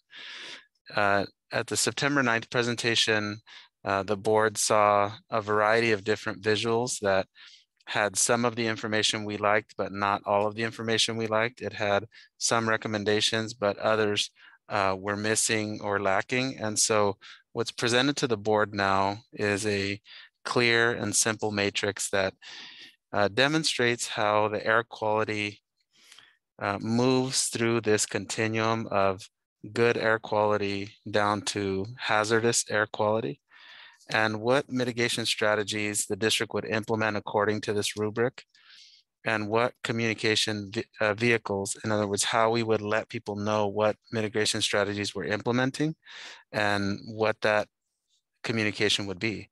So as you can see in both the good and the moderate air quality ranges within this rubric, there are minimal mitigation strategies. Opening windows and doors to maximize ventilation. That's sort of how I would say, and Patrick Gaffney, you're welcome to just nod your head or give a thumbs up. But these are sort of on a day-to-day basis, we make these recommendations to all of our schools. Once we cross into each of the next categories within the rubric, you start to see more mitigation strategies plugged in. And what the district did was consult with local air quality officials, as well as county officials and relevant other regional districts with their mitigation strategies in order to gather together a series of mitigations that made sense for us, that would be something we could implement and monitor at each of our sites. So that's essentially what this rubric indicates. You'll notice that in the very unhealthy range, the recommendation that I'm making to the board is that the board authorize me to make a decision on whether or not to close schools, dependent on factors pertaining to the number of days that the district would have been in the red category, the level of particle pollution, and of course with consultation with local partners. And then certainly the same strategy in place for hazardous conditions that would take place. So I want to give the board a summary of what steps we took to determine what sources we would utilize in making these determinations. During the September 9th school board meeting, Trustee Watkins and others had questions about the use of the AirNow air quality index as opposed to programs such as Purple Air, because of the time lapse that exists in the AirNow system, and what other the agreement that was made and the response that I gave that evening was that we would essentially reach out to our air quality management district and to other regional partners to attempt to not necessarily data source, but ultimately find out from all of our partners regionally what systems they were using and what sources of information they were pulling from. And consistently throughout the state of California, specifically the California County School Boards, County School Superintendents Association, or CSESA, the Association of California School Administrators, and the California School Boards Association all recommended the use of your regional air quality management district and the AirNow site, with the caveat that some districts, including ours, could determine other sources that we would consult with. And so my recommendation for the board tonight is also including a process where myself and student services staff that's assigned to monitor air quality consult with the AirNow data that is aligned and associated with that air quality management district, and also consult the Purple Air site as a potential source of information that would basically be considered, not necessarily be the only piece of data that we would use, but something that we would always double check on, or something that we would always refer to, is maybe is the best way to say it. So those are the updates that I have for the board this evening. I want to give members of the public and the board an opportunity to ask questions or give comments regarding the rubric that I'm presenting and the proposal to implement the rubric in our district. And with that, I'll turn it over to the board. Great, thank you, Superintendent Ochoa. Does any board member have any clarifying questions? No, see shaking heads, Anyone? Okay. I will just ask one clarifying question just to make sure that that it's emphasized. Essentially, at the last board meeting, we had all talked about, 201 as sort of the range to possibly close schools. And highlighted in the rubric is basically giving you, the superintendent, the authority to make a decision once we reach that level of 201 to close schools. I know that the county is basically has a threshold at 300, but we are essentially combating both COVID and wildfires, and they both conflict in terms of how we deal and teach in the classroom. So is that correct? That is correct. Okay, thank you. All right, without any other board member comments or questions, clarifying questions, I'm going to open up to public comment. Peter, if you wouldn't mind, please. Any members of the public that would like to make comment, please use the raise your hand functionality within Zoom now.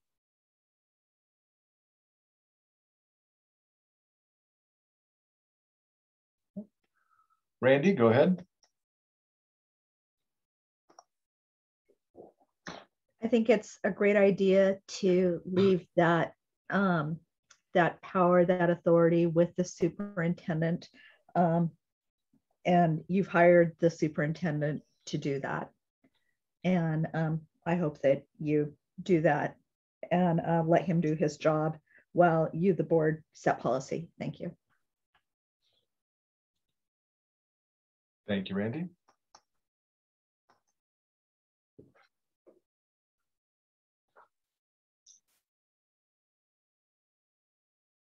Okay, President Chen, we have no other hands for public comment. Great, thank you for the public comment. I'm officially closing it on item 7.2, opening up for board discussion and or further direction to the superintendent. This does not need a vote, as far as I understand. Is that correct, Superintendent? Okay. Does anyone want to start or have any comments at all?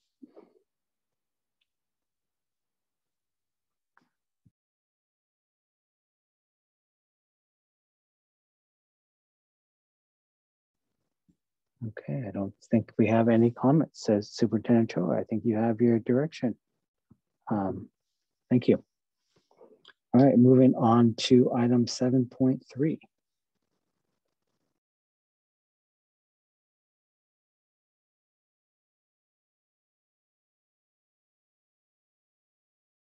let's do some kind of jar where I have to put $1 in every time that happens. We'll be able to fund after school programs. We'll be able to fund everything. Our presentation tonight is a follow-up to the September 9th, 2021 board meeting, specifically referring to board and community workshops. We received quite a bit of positive feedback on the idea of board community workshops. At our presentation in early September, the board asked for a series of clarifying questions pertaining to how we would schedule the meetings, pertaining to when the meetings would take place. And we did some initial work on the area.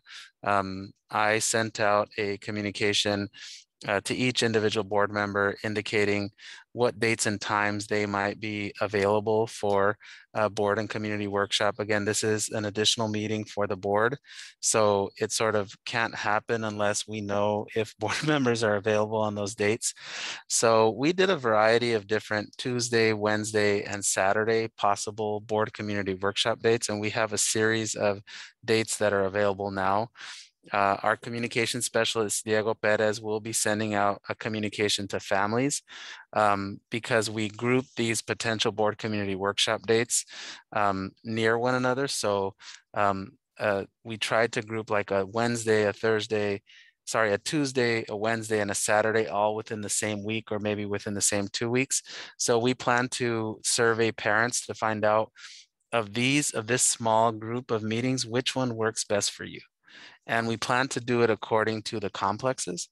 So if we start with the Bayside complex, we'll group those together, ask for the, I guess if you want to think about it, the most commonly requested or the most strongly supported date. And then that's the date that we would select for that board and community workshop. So again, the concept of the workshops is it's an open conversation between the board. It is not agendized. It is not designed for the board to sort of wow the public or for me to go in with a lot of presentations.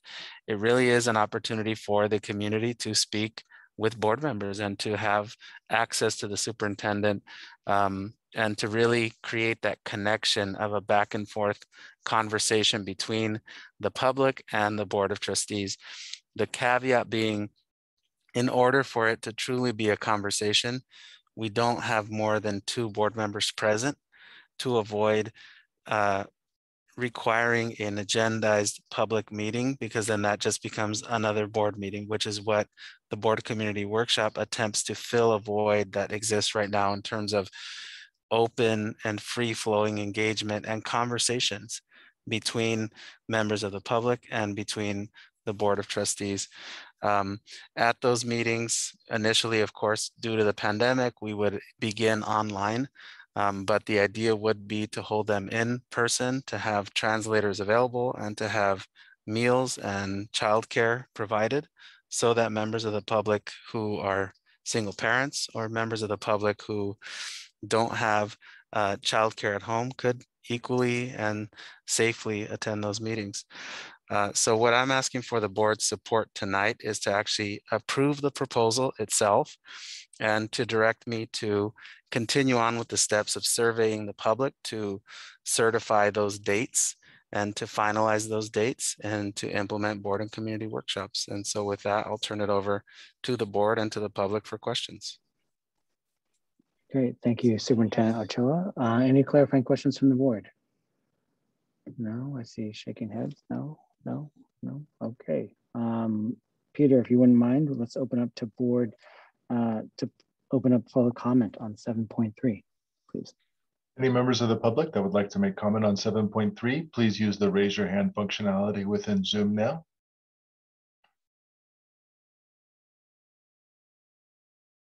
Okay, Marcella, go ahead.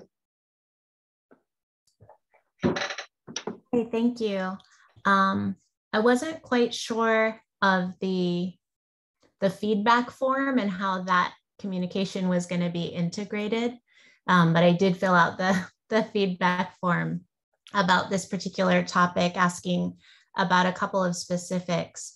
I know that in the last board meeting, we had the opportunity to look at a proposed schedule, and I hear that has shifted in terms of intent.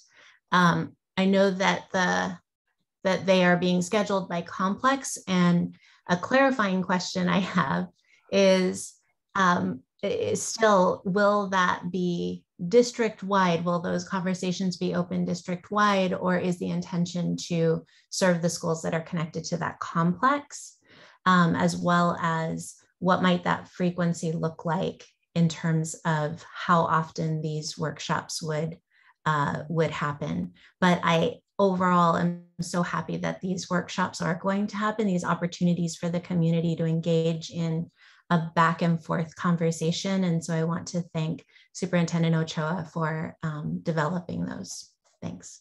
And the board for your commitment as well. Thank you. Thank you, Marcella.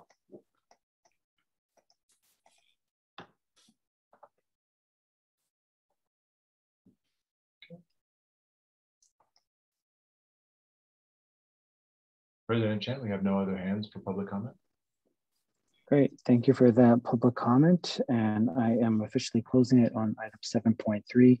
This is up for approval, so we will need to vote on this. Any discussion, additional direction, or does anyone want to make a motion? President Chen, if I could, I would like to just respond to the public comments. Absolutely, yes, sir. Before we make a motion. My recommendation to the board is that we hold the meetings according to complex. Just sharing a perspective from my experiences with these Café con Diego events that we've held. We've now held one at Bowditch, we've held one at Bayside, and we've held one at Abbott. My advice to the board is, I think especially starting off new, by organizing them by complex, you ensure that everyone's voice is heard, because you do have 11,000 families. So if you hold a district-wide board community workshop, you might get a really, really big crowd. And if you got a really big crowd, which I would say like more than 100, then it might be really difficult for you to actually have a conversation, and that might defeat the purpose. My experience so far with the Café con Diegos, which happen at 9 in the morning, is that I have had somewhere between 16 and 30 participants. So it's a pretty high number, and I'm holding them during the day when most people are working. The way we're designing the idea of the board community workshops is that they would happen when people aren't working. So I just think, especially this first round, that we hold them by complex for logistical reasons, and then the board would circle back, sort of a mid-year review, sometime in February, for us to reflect on how the first series of board community workshops went, and if the board wanted to take that organizing principle away, like make them district-wide as opposed to by complex, then we could do that for the remainder of the year. Having said that, I also wanted to clarify that the reason that we're not putting the proposed calendar dates out is because the request from the board last week was to have a process for the community to respond to proposed dates so that we could find out what would work for the community. But in order for that to happen, I needed to first survey the board to find out your availability. So parents will get an email from us very soon if the board were to approve the item tonight, saying the San Mateo Foster City Board of Trustees seeks to establish this process, and we want to know what dates and times work for you. So if we get 272 responses saying we really like Tuesday at 6 p.m. and we get less than that for the others in that little bracket of meetings, then we'll choose the Tuesday date. But if in the, let's say, December date, they really go for the Saturday date, then we'll choose the Saturday date. So we'll sort of base it off of the idea of what might draw the most parents to the meeting. Because again, the whole intent is to hear more voices, is to get more parents to the table, a more diverse parent population at your meetings, connecting with you all, hearing from you, and speaking to you. So I just wanted to provide those clarifications. Thank you, Superintendent Choa. That's very good in terms of the clarification and response to the public. I just would also make sure that we publicize it. So if you're not a parent in our district and you'd still want to come, maybe you might want to attend, especially the neighbors surrounding our schools, because they might have some sort of input or want to talk to us as well. Any comments, direction? Anyone want to make a motion to vote? I have a comment. Go for it, please.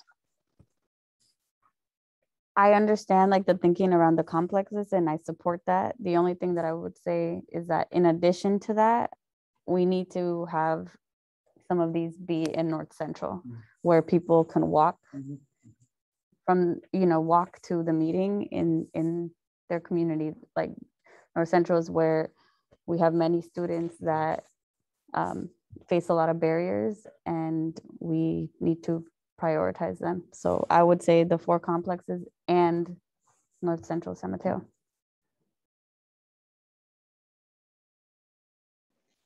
Could I ask a question and then I'll add a comment?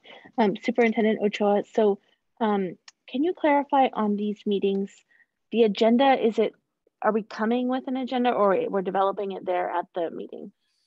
There's no predetermined agenda besides an open conversation. I think it's sort of natural for members of the public to want to discuss items that have been on your school board agendas and to think about items that are coming up. I also think certain times of year just lend themselves to other kinds of comments, but the intent of the board community workshop is to really allow the participant to, in a sense, set the agenda at the meeting. Okay, totally. That's what I was hoping, because I think that makes more sense to do it by complex that way, because I was thinking if there's a specific topic, then obviously maybe people from different complexes might be interested. But I was also thinking that I guess based on the conversations that you're having at these, it might lend to another one of those YouTube, larger conversations that can be district wide, depending if the same topics are popping up at all of the locations.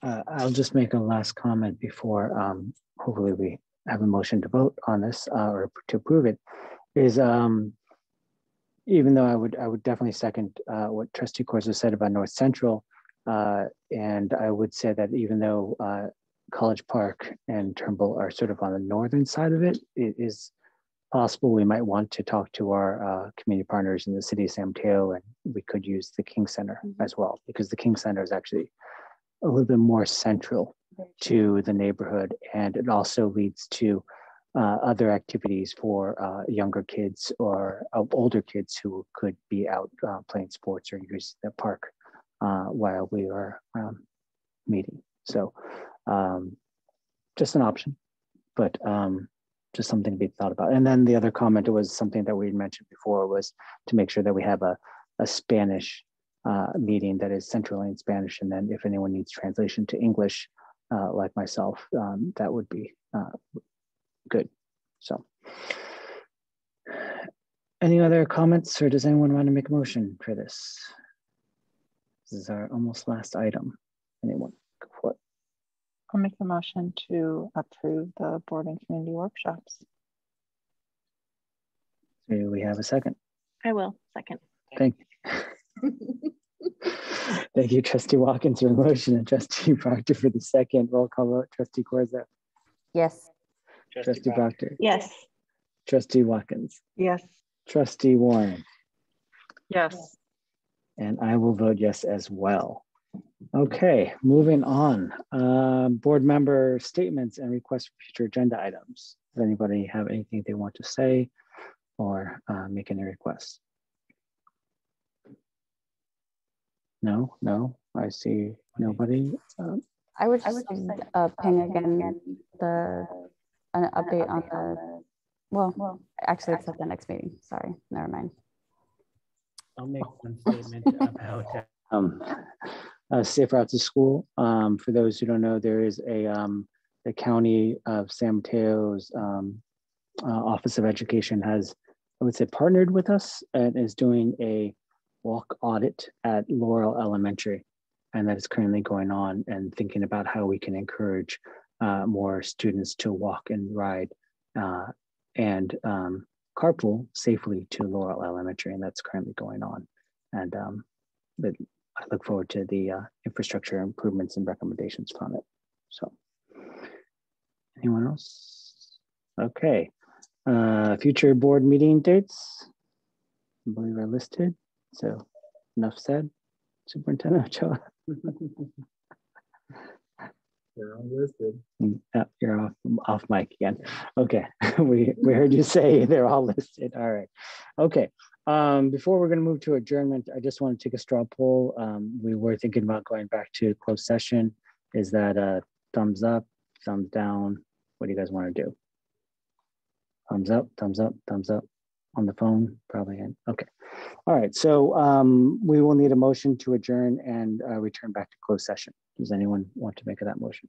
Don't we not adjourn if we're going to closed session? Adjourn to, I'm sorry, return to, yes. Oh, okay. Go ahead. No. Okay. I motion that we adjourn to closed session. Second. Thank you, Trustee Corzo for the motion, Trustee Proctor for the second. Roll call vote, Trustee Corzo. Yes. Trustee Proctor. Yes. Trustee Watkins. Yes. And Trustee Warren. Yes. And I will vote yes as well. So we are officially ending our regular meeting at 10:02 and we'll return to closed session. Thank you, everybody. We will see you next time.